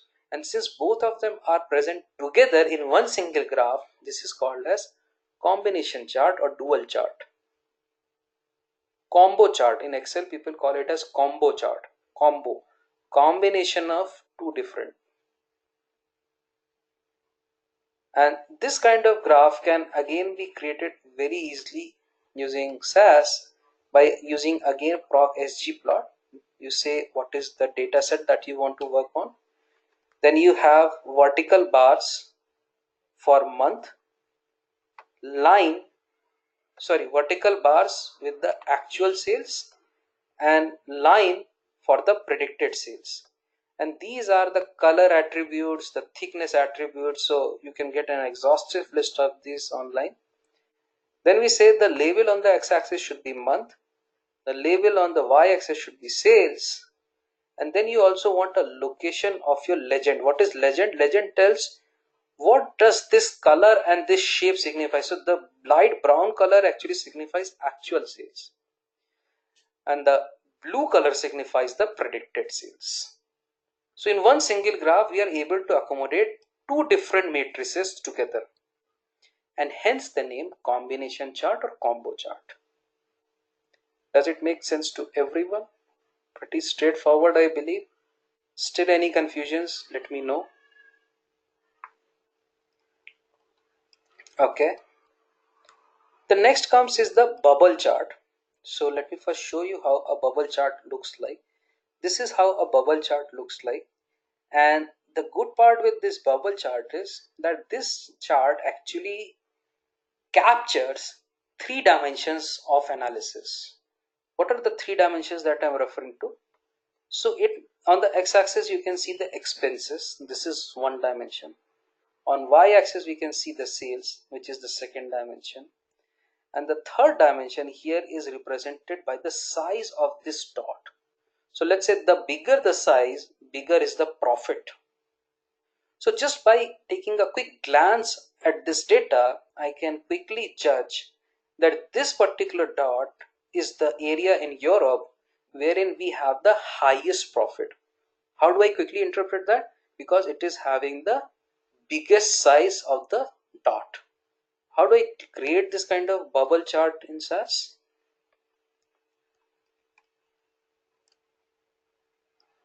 So this is what the data looked like. The data was for different companies: Apple, Microsoft, Linux, their locations, the year name, the sales, the expense, and the profit. This is how the data looked like. And if you see, it's very simple using proc sgplot, dataset being OS, bubble, x-axis should be expenses, y-axis should be sales, and then this comes the key one, size should be driven by the profit. And then you have the look and feel attributes, which is actually a very straightforward thing.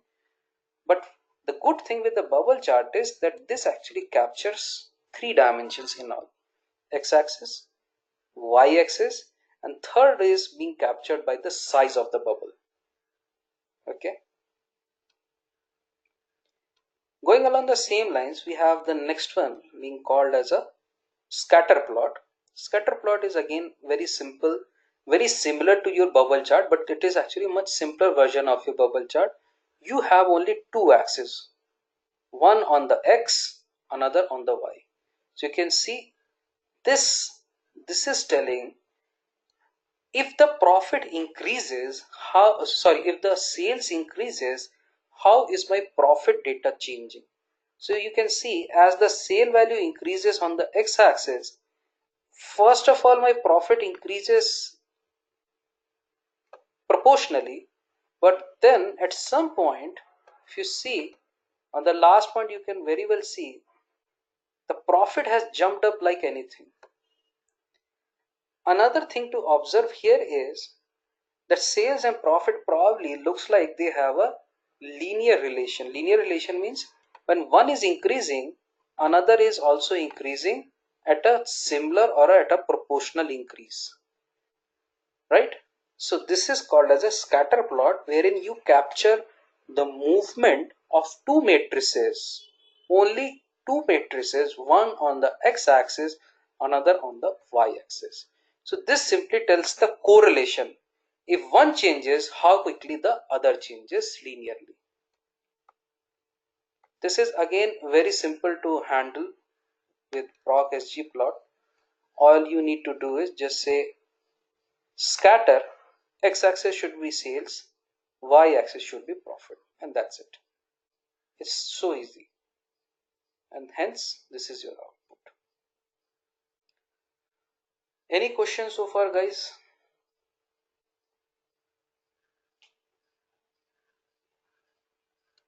Okay. Those who would have taken a read, they would be able to understand this very easily. The next one is called as a histogram. Did we talk about histogram earlier? I am not able to recall actually. Have we ever spoken about histogram? So you all know what a histogram is, right? Do you, don't you? So histogram, we all have already spoken about it. This works on only one single numeric column, which in this case is maximum retail price, and MSRP. I don't remember what exactly the full form of MSRP is in this data, but it does what it does is it breaks your data in different buckets, So there is one bucket from, let's say, $10 to $1,000, $1,000 to $10,000, and so on and so forth. These buckets have to be equally wide, and then on the y-axis we have the number of values in that bucket. So let's say between $1,000 and $10,000 there are some 500 values. Next bucket there are some 700 values. The next bucket some other set of values. And then we try to plot a smooth distribution by passing it through the midpoint of every bar. This is our histogram. This is also called as distribution of our data. So we can make a statement over here that most of my data is present in this particular segment. While onto extreme right, there are values, but they are very little number of values onto the extreme right. And onto the left, there are no values at all. This is also, okay, let's not confuse it any further. So that's a histogram. If we have already discussed about it, I probably assume would have discussed it at great length. Now, how do I draw a histogram in SAS? Again, very simple. Just have to say proc sgplot histogram MSRP, which column, using MSRP. Then there are some look and feel attributes for us. And then we have a density. Density means that this particular smooth out graph, this is called as density or kernel density. Okay, already spoke about scatter plot. I would suggest just take a look at this, guys. I mean, this is very straightforward thing. The definition of homoscedastic and heteroscedastic, these terms we'll get to know in next session when we will talk about linear regression. This is coming in from there. Okay, this is called as clustered chart, wherein for every single category the subcategories are stacked upon one another. So let's say for Apple, we are trying to understand the business in Europe, India, and US. So I can see Europe being represented in blue, India being represented in red, and US being represented in green. And every single group, we are able to see the percentage wise split. This is again very easily doable using proc sgplot. Here what we are saying is the bar should be about the item, the response should be about the sales, and group the data by location, and hence this code. So I don't think there is much to understand logically about these procs. So if you know what kind of proc you want to study, all you have to do is just run the code for that. There is no per se kind of a very complex logic that is involved in here. Would you agree with me, guys, or you have a different opinion? I've shown you many of the basic graphs that we use on and off for our routine analysis, but Krishnan, I gave this link on the WhatsApp. I can share this on, okay, I can give you the PDF as well, but I can give you the link. I've taken from an online blog.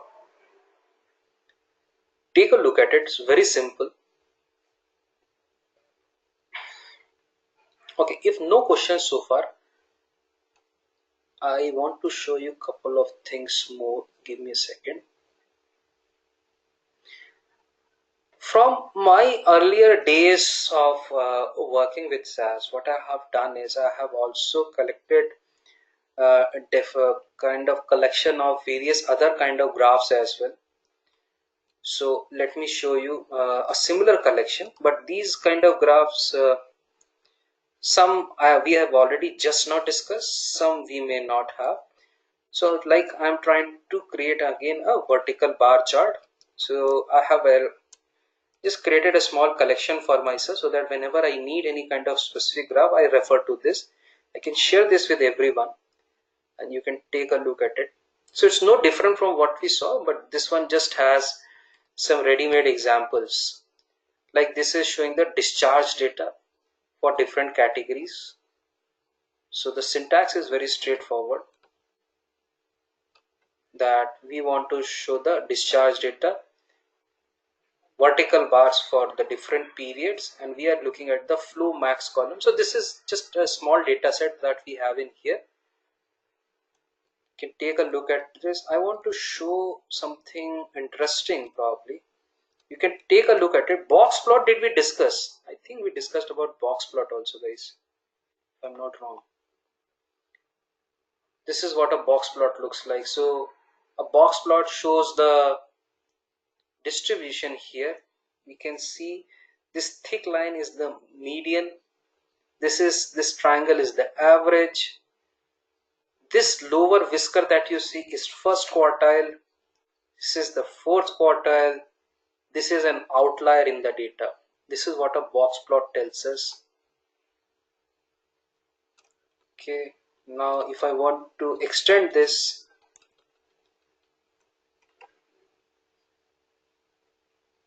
now what I'm looking at is number of box plots. For period 1, a separate box plot. For period 2, a separate box plot. For period 3, a separate box plot. So I can pass on this code to you guys. Just take a look at it. I've captured all the things in one single place so that I can refer it. This is what I use a lot to refer. I'm just seeing if there is something that we want to discuss explicitly. Like this one, there is time series plot. So if I want to show a time series based presentation, like in this one, so we can see for 3 different categories how the data has been, or how the values have been changing over a period of time. This is something that we use a lot for financial analysis, like for different period of time, like different quarters or different months. How did the stock rates change? How was the stock performing? So this is kind of a time series based plot. Bubble chart we already saw, bar line chart. So I'll just share this and take a good look at it, and then we can discuss if something.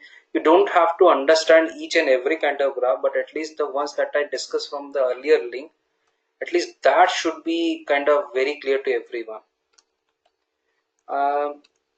Just trying to run one more graph for you.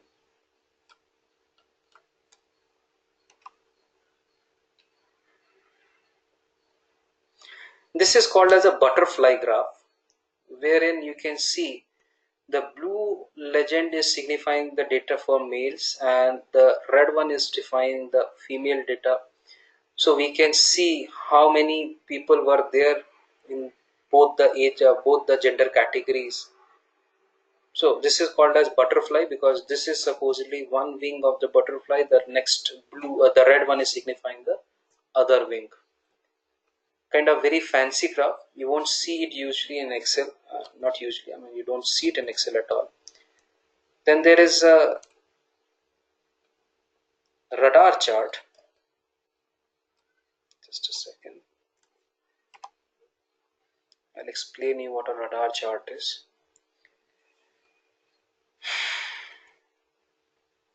So in a radar chart, what you try to do is you try to measure the performance of people on different scales. Let's say for a cricket team, if you want to create a team and you have a set of 30 players from which you want to create a team of 11, and you want to understand the performance of all 30 or all 15 or all 20 in one single place. So you can see we have different axes of comparison, like we have mileage in the city and mileage in the highway as the two criteria for looking at the performance of a car. So if I, let's say, pick this car, which is, let's say, this one, Cadillac CTS. So its mileage in the city is being shown in the red. So you can see it is having the performance in terms of mileage somewhere here, but on highway its performance is, which is shown in the blue, is somewhere over here. So you are able to compare some 10-15 different model of cars on two different benchmarks, on mileage in the city, on mileage on the highway. That is what we're trying to do over here. This is called as a radar chart. So it's like a spider web wherein you can see different legs are signifying different players. This is player 1, this is player 2, this is player 3, and so on and so forth.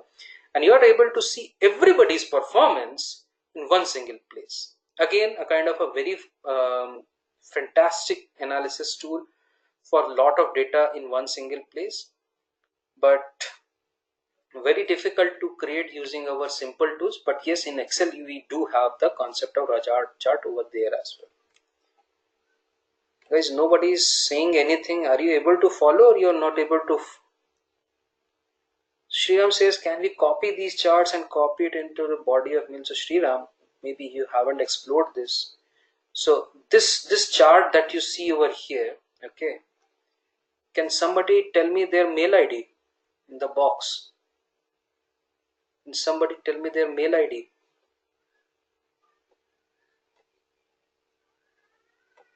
I'm just selecting all these boxes. I'm copying Krishnan's ID. Okay, Krishnan. And I'm copying Sriram's mail ID. Okay, since Sriram asked for it, let me give him the advantage. I'll give you the code and everything, guys. Don't worry. This is all for you only.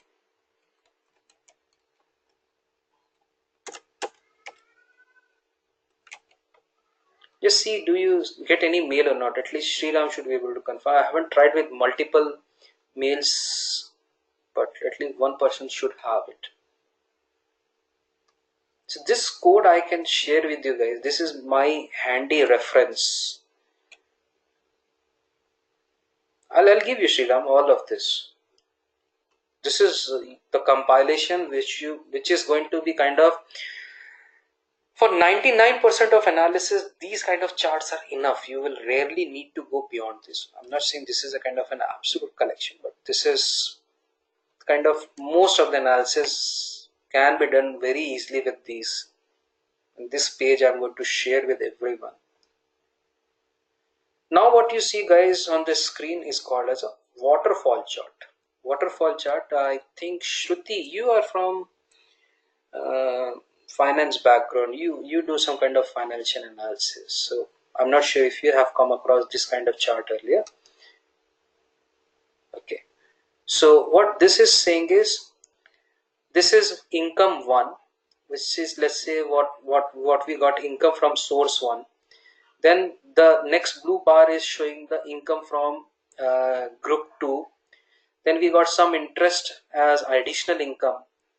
Whatever money we had put into the banks, we got some interest. So wherever you are getting money, that all is being shown in blue. Thereafter, we had some expense in form of rent. So we can see, okay, so Sriram got the mail. Wonderful. So we can copy, we can forward, we can download. No worries with that part, Sriram. I hope I answered your question. I will give all these codes, don't worry, guys. The red part that you see, the first red bar is about the rent that we paid. So $800 got decreased over here. The next expense we had was $400 for cars. Then we had another $500, and then we have another $400. So what was left as a balance was shown in green as $1,100. So this is called as a waterfall chart, wherein we are trying to look at the overall grand total, but we are also seeing what made up this total and what decreased this total, and then we see the final leftover value. This is called as a, yes, Sriram, it has actually got usage in cash flow, in annual reports, as Shruti just said. It can also be, it has actually applications in many places. Let's say in a company there are 5 different kind of products. So you want to capture the revenue and expenses and maintenance cost for all the 5 products, and then you also want to see the overall grand total that you have. So it's a kind of a very beautiful chart which you can have in SAS, and with bare minimum coding efforts you can create it. So this is what actually separates out a normal person from a expert one. So once you know all of this, you can tell people that this is what you are good at. I'm just trying, guys, whether it supports multiple IDs or not. I have never tried multiple IDs on this. Let me just give it a shot. Maybe it does work, maybe it doesn't, I'm not sure. But for a single ID, I'm able to transfer these results very comfortably. I'm just trying it out. I'm saying waterfall chart.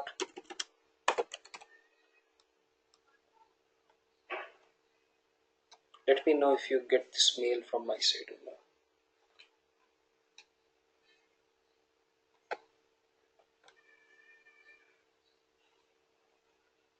Let me know once you see the mail from me. So Ashish, okay, you got it. That means it does work.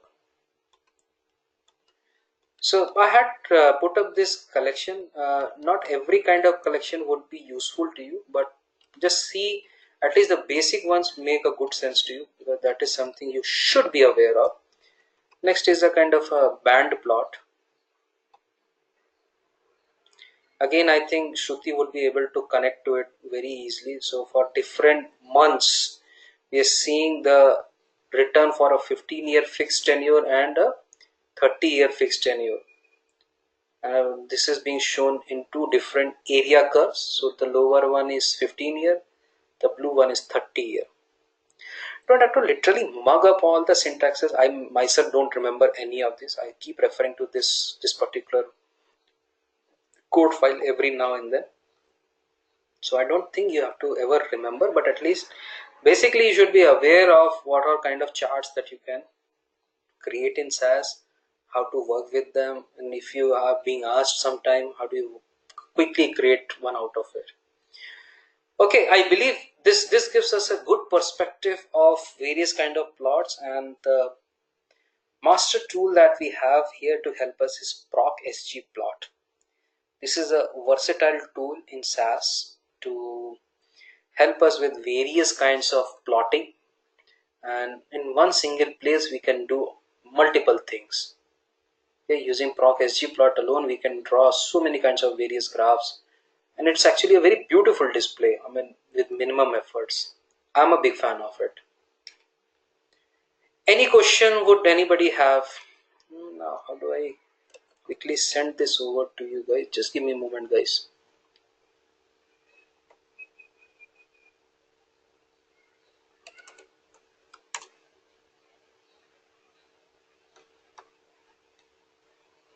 I'm just trying to copy this now itself, otherwise I keep forgetting, so I would ensure that you get it now itself.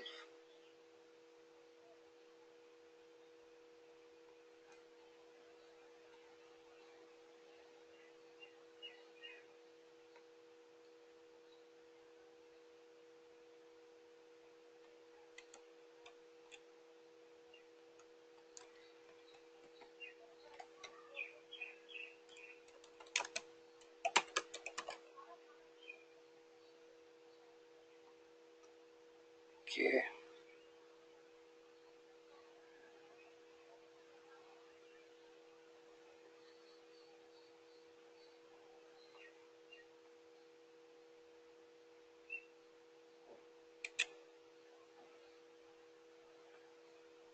Just let me know if you are able to access this particular link or not.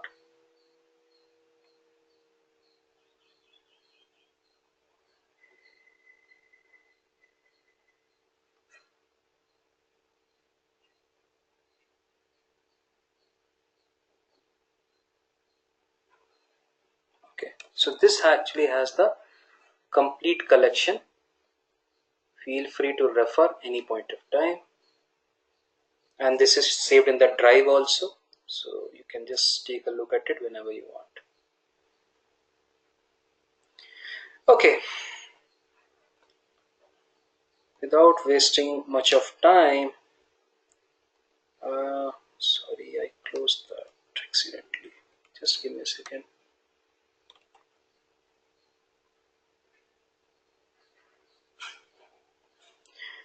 I have selected a couple of important analysis for stats, and this PDF is there on the shared drive also. How many of you did take a chance to look at the SAS essentials? Maybe I did not inform you, but this was there on the drive for a very long time. Did you all notice it? Nobody noticed it. Okay, no problem. How many of you recall about that hypothesis testing that we discussed around 1 or 2 sessions back? Does anybody recall that? Nobody remembers it. Great. You guys are fabulous. Sriram says vaguely remember, and you remember it vaguely and you're still so honest. Rare to find this kind of combination, Sriram. Well, jokes apart. So that time I gave you a couple of examples about simple testing, hypothesis testing. So I've got some more examples in case you did not get the idea at that point of time. So before I proceed, can I request everyone to just read this much part? We'll see a couple of scenarios over here, and we'll see how to manage them in SAS. Don't worry about the PDF, it's already there on the drive. It's named as SAS Essentials. We are on to the page number 189. If you want, you can open it at your end as well. May I request everyone to give it a quick read, please? Are you guys able to understand the discussion today? Because we did not discuss too much of programming today. We are on to a very different side of programming, specifically into the data analysis part of it. So we saw graphs. Graphs actually are very important whenever you are trying to understand about your data. My suggestion would be try running these graphs for different examples once you have understood the concept. What I really don't care much about is the aesthetics or the beautification parameters being used. There are hundreds of them in SAS and nobody can remember all of them. But what still I do is I try to at least capture all the aesthetic related things in one single place, and I'm happy to manage the basic ones. So just try looking at it whenever you are free.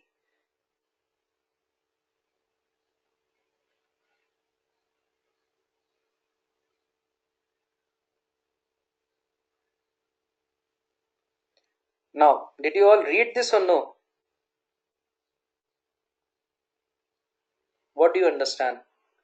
So this example is for data hypothesis testing, wherein they are saying that there is a company which manufactures a kind of a product, and they say that all their components are 4 centimeter in length. So if you start recalling our discussion, I told you that let's say that company has been running on for let's say last 5 years, 7 years, and every day they manufacture this kind of component in thousands and tens of thousands. Okay. Now if they are manufacturing it, I cannot really go back and check the accuracy of their claim for every single manufacturing that they have done so far. It's impossible. Maybe let's say the volume itself is too huge. I cannot really go back and check all the components and really verify their claim. So in that case, what we'll have to do is we'll have to take a random sample, a smaller set of their manufacturing components, and check their claim onto that. So for that sake, what these guys did was they kind of actually collected data for 15 such components, and their length information has been mentioned over here. So what you see over here in the gray out box is the uh, sample that they took. What was the length of those individual components? So this part, now I believe everybody understands, this part is nothing but the information about the sample. Now here, one thing to observe very carefully is that 3.95, 4.01, 3.95, what is it telling us? That actually the sample that we took is actually showing us that story, that not necessarily every single component is precisely 4 centimeter, right? It's not 4 centimeter always. It will have some variations. Sometimes it will be more in length, sometimes it will be less in length. And what we want to do is we want to statistically prove or disprove their claim that if they are very different from 4 centimeter or not. So let's say they claim 4 centimeter but they gave a component of only 3.5 centimeter in length. or they claim 4 centimeter but they actually give 4.5 centimeter component. So we want to statistically verify their claim. Tolerance levels. What is tolerance levels, Hema? Yeah, tolerance in terms of statistically if it is tolerable or it is acceptable or not. We don't say tolerance level, we say acceptable limits. Is it statistically acceptable to make this claim or not? That is what we're trying to do. So for this sake, what we have done is, first of all, we have run proc univariate. mu0 is the claim, the average length. The claim says the average length is 4. Same thing we are testing. So first of all, okay, which kind of statistical test we should deploy here? We should deploy a t-test over here, right, Ashish? Because we spoke about it in the previous session that it is about comparing the average numbers. So we should actually deploy a t-test. So in SAS, t-test is available in two formats. One you can do using proc univariate, another you can do using proc t-test itself. There is a separate proc for t-test, but proc univariate also does the same.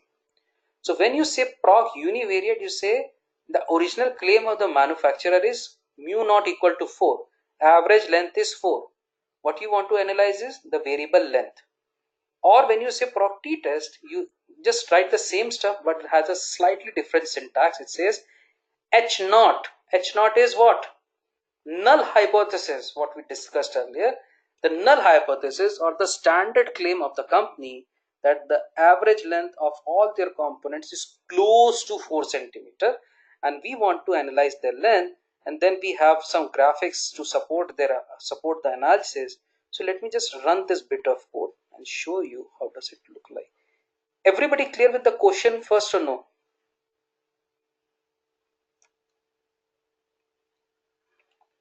Gopal, Hema?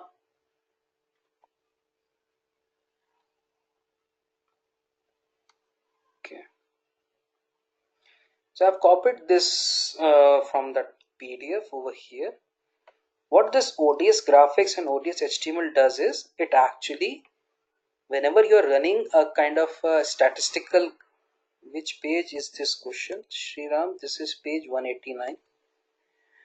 So proc graphics and proc HTML, what they do is, whenever you're trying to do any kind of statistical analysis using a proc like proc t-test or proc univariate, whatever graphs are being generated, if you just surround your procs with ODS HTML graphics on and ODS graphics off, ODS HTML close, it will also automatically include all the graphs that this proc throws. Let me just run it, maybe it will clarify. So if I run this,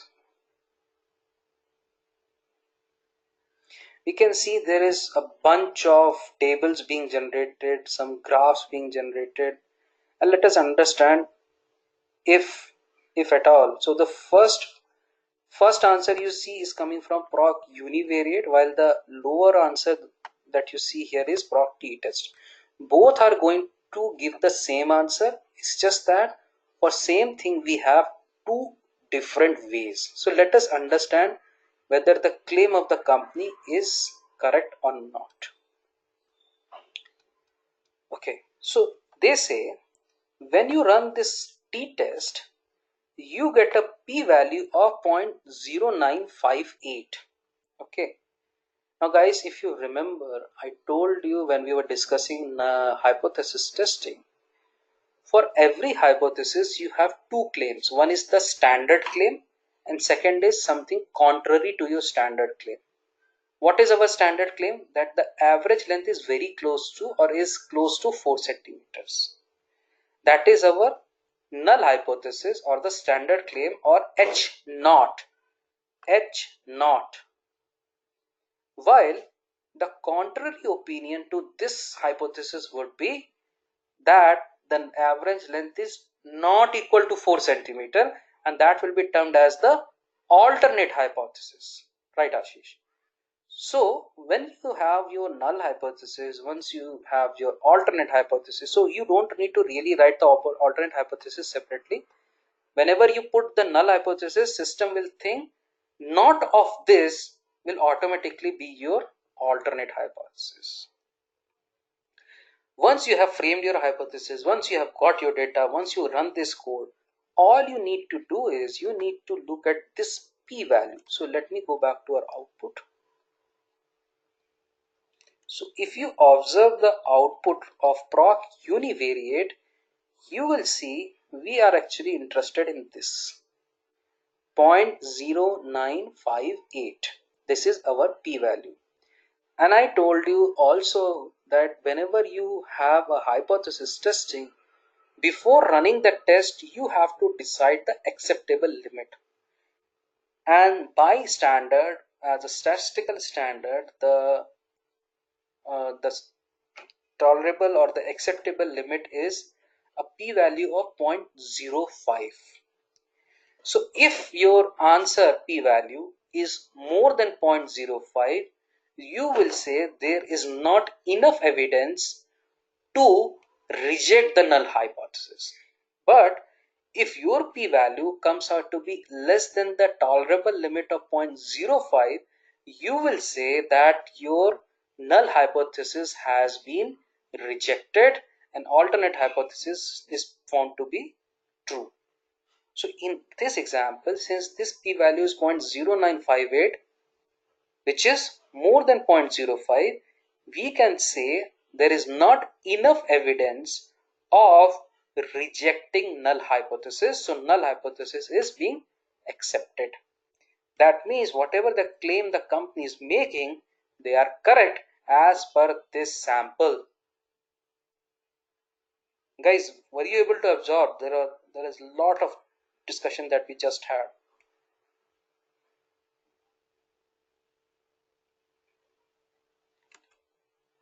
So if anybody could or everybody could read this paragraph, let me just scroll through. First read this, then I'll scroll to the next page. Please quickly read this. I'm sorry, I was speaking at times the throat dries up like anything, so I have to slow down. Did you all read these 3 lines? It's there on the drive also, guys. If you want, you can refer from the PDF itself. I'm okay with that. So now if I take you to the next page,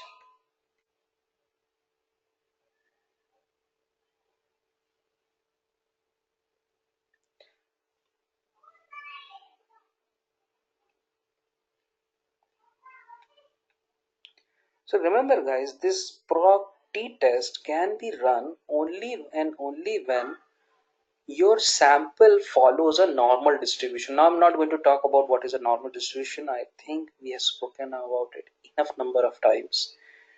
So remember, this proc t-test, this has an assumption. The results that we see, they have a validity in terms of their acceptance only and only when the overall sample follows a normal distribution. And just now, so sigma equal to 0.05 level of significance, Sriram, that is what I was telling you. Before running any statistical test, you have to define an acceptable limit of your p-value. So that p-value which would be acceptable to us, that threshold of p-value here is being decided as a statistical standard. It is taking always as 0.05. So if your p-value comes out to be less than this threshold of 0.05, your null hypothesis will be rejected. But if your p-value is more than this threshold, then you will say your null hypothesis is being accepted. So that is your acceptable limit. When would you say, okay, this result is acceptable to me, or this claim is acceptable to me? So for that you have to define your threshold beforehand. So I was telling you the other day also that this 0.05 is a statistical standard, but in industry this varies from industry to industry. Like in retail or in banking, it would still stay most of the cases, most of the instances, this would be 0.05. But you can change it if you want. So let me explain. If this threshold is relaxed, let's say tomorrow I say alpha value is equal to zero point 0.1. That means even if my sample has got many components which are very different from 4 centimeter, I might still accept. No, level of confidence is different. I might still accept the results. But let's say I'm having some similar example to be tested for space mission. Now for a space mission, the precision has to be, I mean, if you say 4 centimeter, it should be like 3.9999 centimeter. It should not be very different from this. Maybe you're not exactly 4 centimeter, but it should not be very different from 3.999. Then in that case, your level of significance or that threshold might go as 0.0005. Why? Because I'm going to give you a smaller room for making an error. So this is going to help us control at what level we are going to accept our answer. Okay. Now I was telling that this all analysis is going to make sense only whenever sample follows a normal distribution. Now you might ask me, you are actually making an assumption. We assume that our data is normally distributed for this sample, and hence we were able to run the t-test. So we ran our t-test assuming, I'm again saying, assuming that our data is normally distributed, but we did not check for it. So whenever in any statistical test, you have to kind of make an assumption about the data. Like in this case, t-test can be run only when the data is normally distributed. Whenever you have any statistical test which has an kind of reliance or an assumption of normal distribution, such kind of tests are called as parametric test. I'm again repeating, parametric test. Parametric tests are those statistical tests wherein you assume a kind of a specific distribution.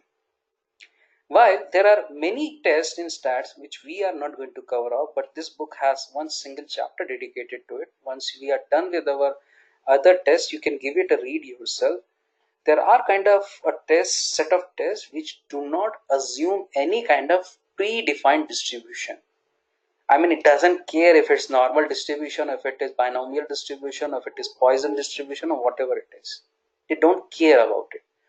Those kind of tests are called as non-parametric tests. So if the line that you see here in between, it is written, two non-parametric tests are also performed using prop univariate sign and signed rank test. Okay. Are you able to get me, guys, the difference between parametric and non-parametric? Just say yes or no, please, everyone. Guys, this is going to be very confusing, so make sure you are very focused. If you don't get it now, you will never get it. Ashish, what I'm saying is this t-test or z-test, this is valid. It results, the results that we just saw here, these results hold good only when your data is normally distributed. So for a t-test, I have to satisfy that assumption that yes, my data is normally distributed, and hence running a proc t-test makes sense. So when you have a distribution as a prerequisite, a specific kind of a distribution as a prerequisite, such kind of statistical tests are called as parametric test. So t-test is actually a parametric test because it assumes a predefined kind of distribution, which in our case is normal distribution. Then there are a lot of other category of statistical tests which do not assume a specific kind of distribution, and they are called as non-parametric test. Now did you get my point? Okay, so when we look at the results, we get a lot of other information. So Going to the specific part of proc t test, if I look at the output, it says we look at 15 samples. The sample mean is 3.9893, while the company's claim was 4 centimeter. The standard deviation is this much, the minimum value is this much, maximum value is this much. So not going to too deep. I am more keen about this part. This part. So proc t test also says that the output of this statistical test, the p-value is 0.0958. Since this is more than 0.05, I cannot reject the null hypothesis. Now coming back to that question, as I said, we assume that this data is normally distributed, but did we check for it? No. So when you run proc t test, you will get one wonderful graphical output. And if you see here, guys, am I making sense to everyone? Nobody apart from Ashish or Sriram replied back. Can I have a quick response from everyone, please?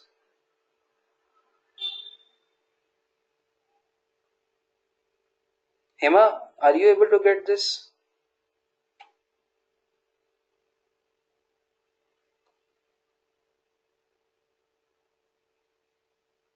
Okay. So guys, when we look at the sample that we got, and when we run our proc t test, here you can see a wonderful graph. It says a histogram of length of the samples here. So we can see this blue graph that you see is a standard normal curve, and this graph has been superimposed with our data, which is shown in the red. So the red one is the distribution of our samples. You can see ours is, so any real world sample will never be close to or will never be as good as this blue one, because the blue one is the standard normal curve or the ideal normal curve. In real world, your data will never look like this. Your data will be more or less similar to this red one. So we can see that the red curve is approximately following the standard normal curve, and hence we are sure that our sample also follows a normal distribution, and hence the results of this test are acceptable or can be accepted for any kind of analysis. The lower box plot that you see is telling us that for this sample, the data, the average mean was 3.98, which is somewhere should be here. This line that you see, this diamond that you see, that is 3.98, and is varying from here to here. So this is not of much of use, but if you read the description given in the PDF, you will get to know more about it. The another key fact to observe here is that there is one more graph being generated for us called as QQ plot. There is some similar graph by the name PP plot, but what this plot is telling us, that if we are confused and by looking even at the histograms, we are not able to get a confirmation whether our graph follows really a normal distribution or not. So what system does is, there is a kind of a modified graph called as QQ plot, which is nothing but our own samples data. So you can see this is first sample length, this is second sample length, third sample length. So all these dots that you see are coming from our samples. Against these samples, we have actually converted that normal curve, that this kind of normal curve, we have transformed it mathematically and converted it into a straight line. So this straight line is nothing but our normal curve, which has been transformed mathematically. And if your sample data points are close to this particular line, I can say yes, my sample data is also approximately normally distributed. So you can get a confirmation from QQ plot also, and you can get a confirmation from the previous histogram also, both are conveying the same story. How does your data look against the standard normal distribution?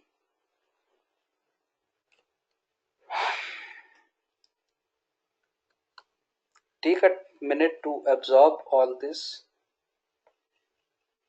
Read it when the class is done, that PDF, run these codes and look at the relevant sections and see if you're able to follow through or not. I'm taking this t-test analysis, I think, for second or the third time for a simple reason, because this is actually the core foundation of statistics. If you don't get it now, the further discussions would be waste.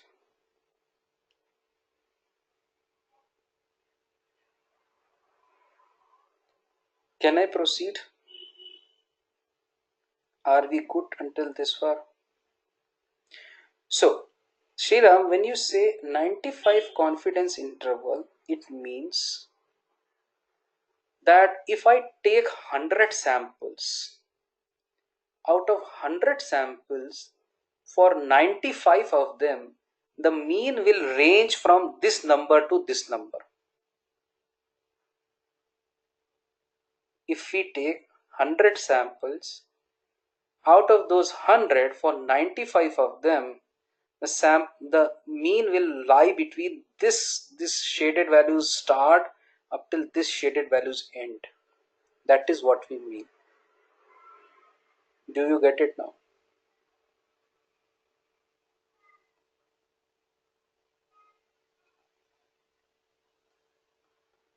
Okay, I'll go back to that PDF again.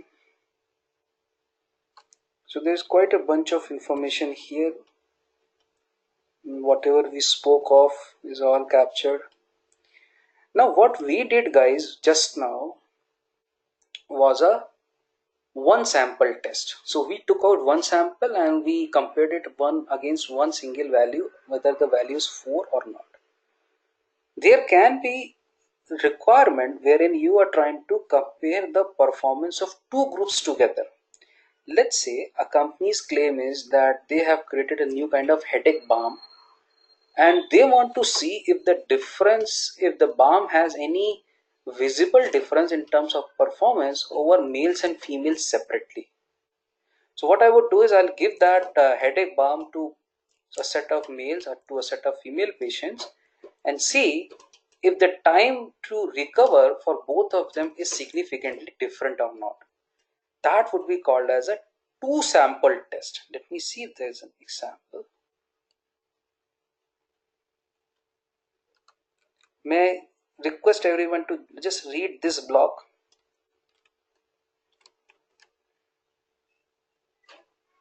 Krishnan, are you able to get it? You seem to be very silent now.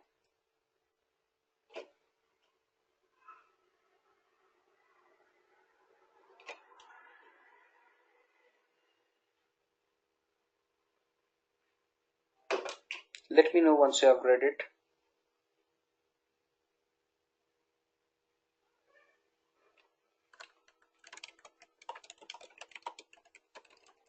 So we want to compare the performance of two different kind of fertilizers, and for that sake we are trying to compare on the basis of the brand of the fertilizer and the height of the plant.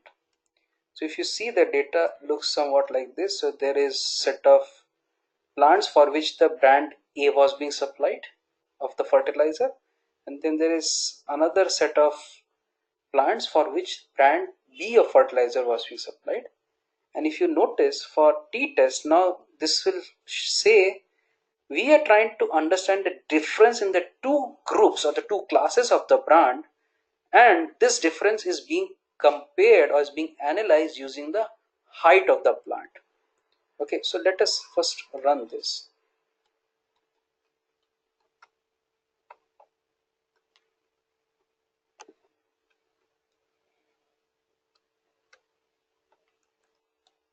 So if we run this, now you can very well understand that there is no similarity of this example with the previous one. Earlier we said average length of the samples is 4 centimeter. Now we are not saying that the average time or average length of the plant is 5 centimeter or 6 centimeter. We're simply saying let us compare the average length of the plants in the two groups. So one sample group is compared against the other sample group. If we run this, so what is our null hypothesis, guys, here? That the average length for both the fertilizers is same. An alternate hypothesis would be it is not same. So the first thing that we have to understand here is, there are two kind of p values being given to us. One is 0.0005, one is 0.0008. Now why two kind of p values are there? I'll just come to it in a short while. But for now,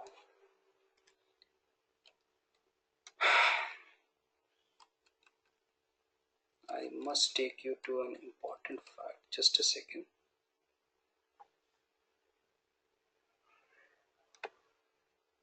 Just read this blog, guys.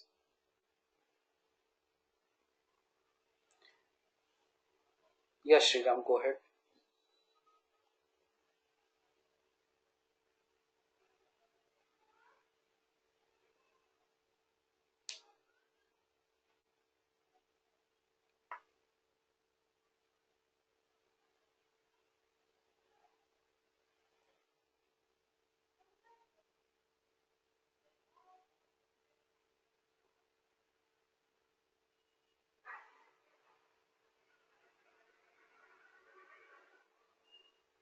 Yes, Shyam, that's right. So whenever you run any kind of statistical test, the default output will always capture it against 95%.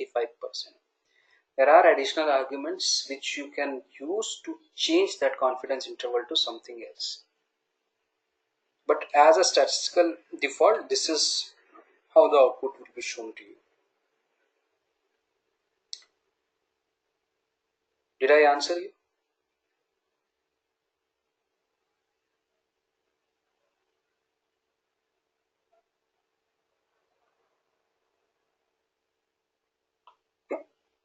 Shriram, did I answer you? Can you go ahead?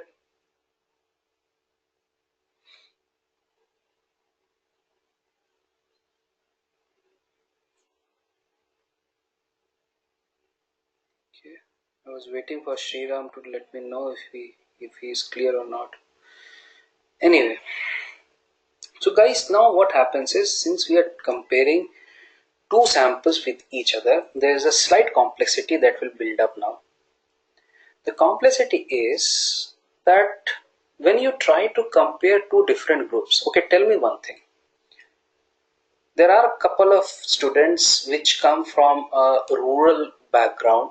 They have studied for most of their lives in a very backward area in a small village. They studied in class 8th. They studied something, let's say, for on history, something from English or something, some other subjects. Then there is a bunch of people, a bunch of students who have studied in a very big city, let's say Delhi, and they have studied in the most sophisticated school, and they just cleared class 8th.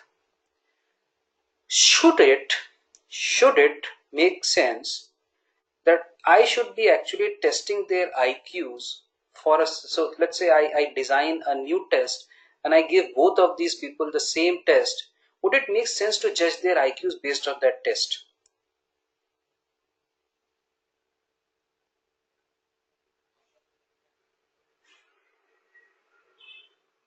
Guys, did you get my question?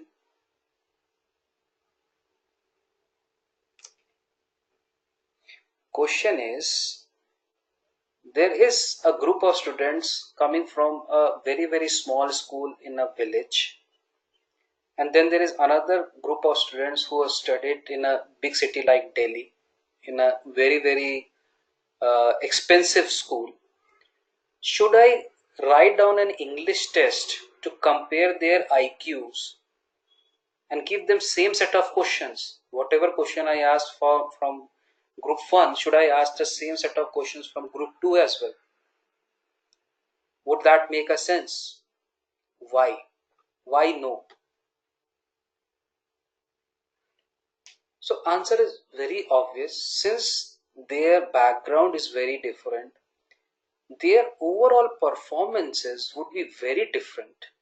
So in stats, whenever you try to compare two samples with each other, what you have to first assure, if both of them are coming from the same pool.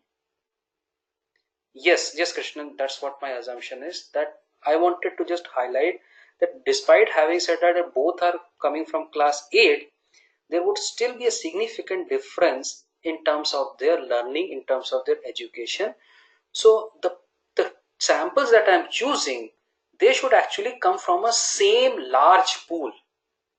So if I'm trying to compare class 8 students for students coming from DPS, let's say a big school, I should have another similar kind of sample which comes from a similar pool and not from a very different pool. So in SAS, what you have to do is whenever you want to understand if there is a significant difference in terms of the samples, you have to run another test called as F test. So now I'm not going to run into the intricacies of the F test. Just assume this F test is going to tell us whether the variances of the two samples are same or not, or similar or not. Only if their variances are similar, only then running a t-test makes sense, otherwise not. So there is a different t-test for people with similar variances and a different t-test for people with different variances.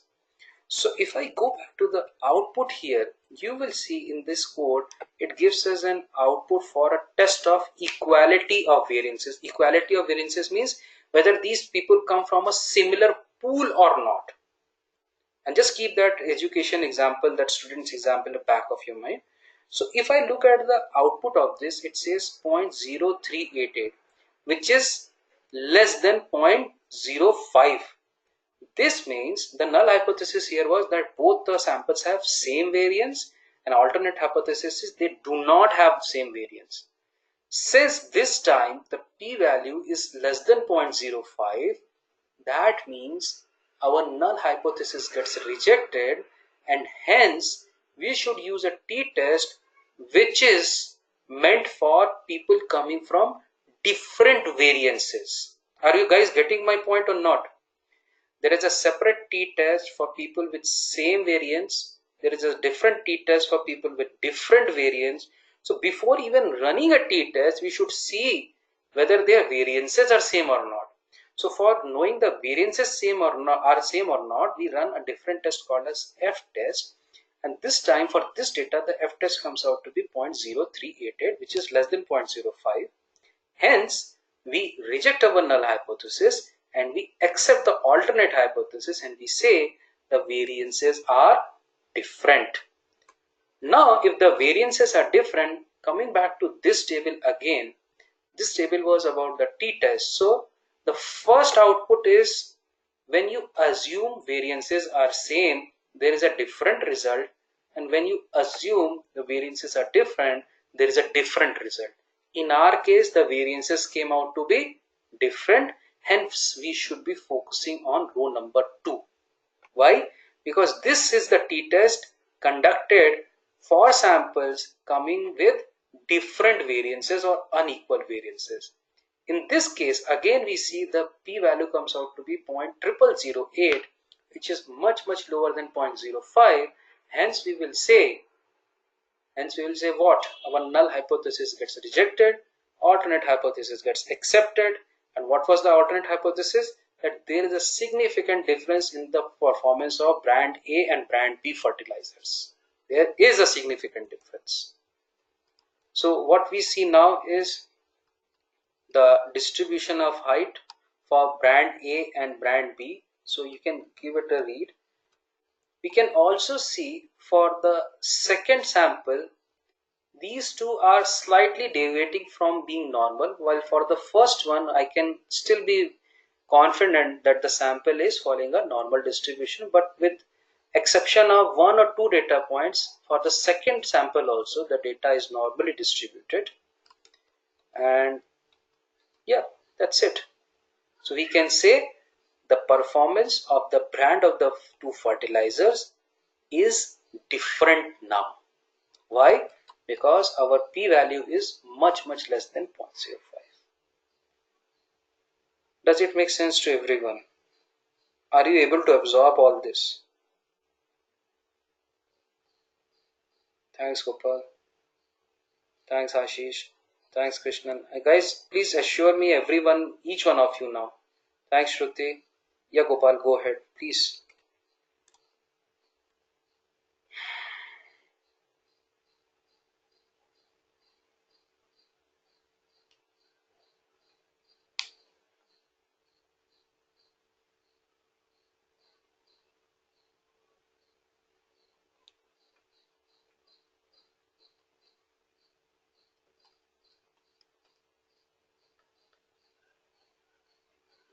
Which fertilizer is good? Very interesting question, Gopal. Okay, I think I should have told you, but I thought once you guys start reading it, please can you just read this, the highlighted section.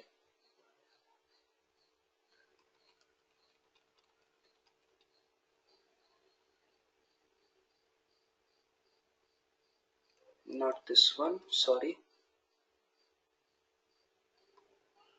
So here the t-test is going to only tell you whether the two are different or not. But if you want to know which one is better, the answer is pretty much before us. You can see the average for brand B is much higher than average of brand A fertilizer. So we can very quickly make that judgment that yes, brand B is giving much higher rise to the plants. So brand B is better. But that is quite intuitive, I guess. I think I answered your question. Yes, that's right, Gopal. So just read all this, guys. I mean, this is very simple language that has been written in. Now, while we are comparing two samples, there is another kind and third and the last kind of t-test called as a paired t-test. Paired t-test comes into play wherein you are checking the performance of the person, the average performance of the person before and after something. Let's say there is a common ad that you might have seen many a times on the television, that after having this kind of diet and this kind of tablet, a person lost this much weight or a person gained this much of weight, and they do all kinds of shows around it. Have you ever come across such shows? You might have seen plenty of ads around it, right? So you take this medicine, your weight would improve. You take this medicine, your weight would decrease, and something like that. These are called as paired t-test. Or one example can be for us also, like Gopal when he came for learning SAS, how good he was with programming before the session and after the session. Gopal, are you ready for that kind of test? For SAS knowledge before the session and after the session. So I'm testing Gopal's performance only before and after some event. So I might take a sample of all of you guys. I should have done that. I could have taken a SAS test for all of you before the session started and once after the session was done.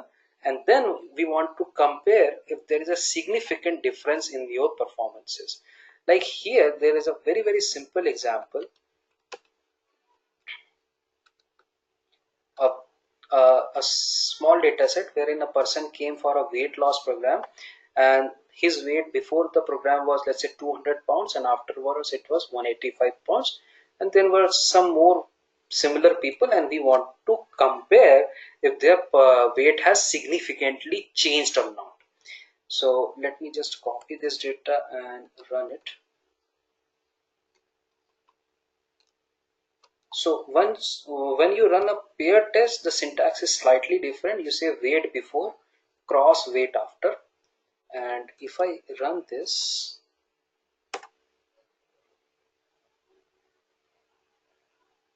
okay. Okay, now you guys tell me, what do I conclude? which table should I focus on?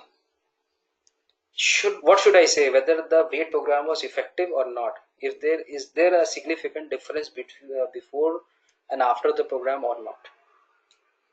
You guys tell me.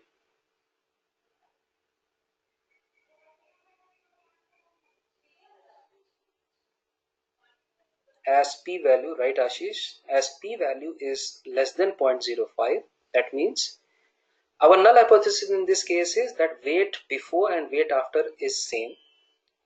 Alternate would be they are different. Since in this case the p-value is much less than 0.05, our null hypothesis is rejected. Hence we can make a claim that yes, there is a significant difference because of the program that was being run. There is a significant difference in the weights of the people who attended this program. So this p-value is much less than 0.05. So you can see the distribution. So in this case, why do we see a single line? Because this is not plotting weight before separately and weight after separately. This is a line for weight. I'll show you. This is a line for weight before minus weight after. So this line that you see is for W before minus W after. So it is showing if that difference is significantly different from 0 or not. I would request everyone to take a read of this example. It's pretty easy to understand. So data again seems to be very close to this diagonal line. So I can assume that the data is normally distributed. Hence our t-test results hold good. Krishnan, Sriram, Gopal, Shruti, Hema, I'm not sure if you're around. Were you guys able to get this or no? Now do you get the concept of hypothesis testing? Okay, good. So I would suggest guys just read it through. Next session, what we can do is there are a couple of examples. I'll just, if anybody can tomorrow send me a reminder to send you these data sets for your exercises. So for the examples, the data is here itself, but for the exercises, I'll have to check the data sets. I'll have to check where exactly it is. I might have kept it somewhere. I'll check on that. But at least do give it a read to this chapter. Next session, what we can do is there is another kind of test called as ANOVA. I'll give you a background of ANOVA. ANOVA test is used when you want to compare. So with the t-test, what we were doing, we were always comparing two things, one person with other, or many people's weight being different from previous or not. When you have to do a performance comparison of multiple groups, like I want to check if the mileage of Hyundai cars is very different from Maruti cars, is very different from Toyota cars, is very different from some other make of car. 4 5 groups I have given you. And then when we want to do a comparison for a t-test at a time, I can compare only two things at a time. So I can check only Hyundai with Maruti or Maruti with Toyota or something with something, but only in a pairwise combination. So in a t-test, the limitation is maximum only two things can be compared against each other. But when in a one go, I want to compare the performances of multiple groups in one shot, then I take the help of ANOVA, a test called as ANOVA, and that is what we will read in the next session. And we will also read a good amount of linear regression now. Are we good here, guys? Are you able to follow? I mean, we have made a very smooth transition from our programming base to statistics, and this is what I want you to be good at. I want you to be good at programming also. I want you to be good at least the basic stats part and have a fair idea of things, how things work here. Are you able to understand all of this or not? Because I believe we spent a good amount of time on statistical examples. Are we okay with this space? Are you able to understand? I'm not giving too much of technical details, because if I do so, trust me, you will just lose the whole grip of the topic, and I don't want you to do that. I want you to give things in small nudges, small packets, absorb it in bite by bite, and then we will together have a fair understanding of things once you start reading extensively about it. But given we have a very packed program, I cannot spend 2 hours on hypothesis testing in one go, because you have to learn about programming also, which is equally important, if not less. And that's the reason I have to give you things in small packets. And that is why I was building this base for all this time. Every class we would take separate time to discuss the stats part. And all of this was done to reach this far. When you will read about linear regression, you will you will realize how important it is to understand the basics of linear regression, because that is a fantastic tool, a fantastic statistical tool, which makes heavy usage of your basics in statistics, heavy usage of basics in mathematics. We'll spend some good time on that. But until then, I'm not giving you enough of homework for the next session, only for a simple reason, because this book that I was just showing you, I want everybody to read this book. So if I just quickly walk you through, I hope you can see the screen. The earlier chapters, right from chapter 1 to 7, is all that we have already studied. We have already done all of it. There is nothing new that you will see in these chapters, barring a small points here or there. The main content for this book actually starts from chapter 8, which we covered today. Now I want to take you to ANOVA, and thereafter we will learn about correlation and regression, both in same session. Was this okay with everyone? You want to change the pace? Don't tell me I'm going too slow. You don't have to read up to 8, Ashish. You have to just read 8. Earlier chapters we have already covered. If you still have time, you can feel free to read chapter 1 to 7 also. But at least before we catch up the next time, make sure, please read chapter 8 thoroughly. I have spent good amount of time for all the basics, and I'm not going to get indulged into the basics explanation once more, because we have already spent a good amount of time earlier. Okay, I have given 2 questions for on the WhatsApp group, just for the quick practice. I might give a more, one or more, probably 1 or 2 questions more to you the next week. Yes, Gopal, this is on shared drive. Could anybody find whether this book is there on the shared drive or not? Please, can somebody confirm? Okay, Shruti says yes. So yeah, this is on the shared drive. Download it from there. Read at least chapter 8, guys. It's a small request. I'm pleading before you. It's for your own benefit. If you don't read about stats, if you don't practice programming, there is no way I can force feed you. I can take a spoon and just feed it into your mouth. I cannot do that. Please. You will have to take some motivation from your side, some inclination from your side. You'll have to demonstrate to learn all this. It takes a good amount of time. If you just realize over a period of last few weeks, I have been giving you sometimes this book, sometimes this PDF, sometimes this example, a blog reference. It takes a good amount of time to learn through various 10 different or 20 different sources, and I'm giving you the easiest ones wherein you can just quickly pick up from. So make best use of my experience. Once you will learn all of this in good detail, you will be able to connect to most of the discussions. But first thing first, at least get started. Is that a promise from everyone that next session you all will come prepared, reading chapter 8 and if possible 9? Ashish, I am sorry I could not take at the look at your answer. I'll take a look at it now itself and will let you know. Okay, I'm sorry I couldn't get much of time the last week, hence I could not send you the questions as well. Krishnan, it would be me, most likely. Are we good here, guys? So also spend some time on the graphics session that we had, the visualization. I'm not saying you have to know each and every word, every single attribute by heart. No, please don't do that. But at least know, okay, proc sgplot can do this, proc sgplot can do this, proc sgplot how to create a bubble chart. What does a bubble chart tells us? Can you read a bubble chart? when to use a trend line chart, how does it show a story out of it. This is all that you should know as a bare minimum, as the basics.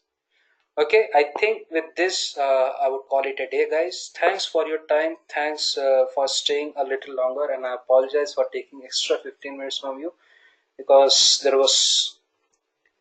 Okay, am I audible now?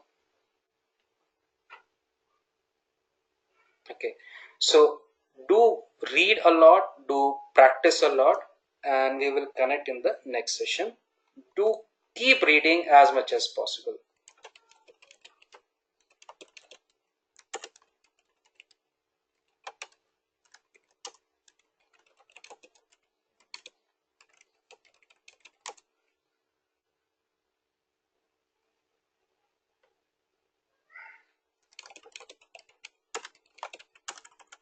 Fill in the feedback form, guys.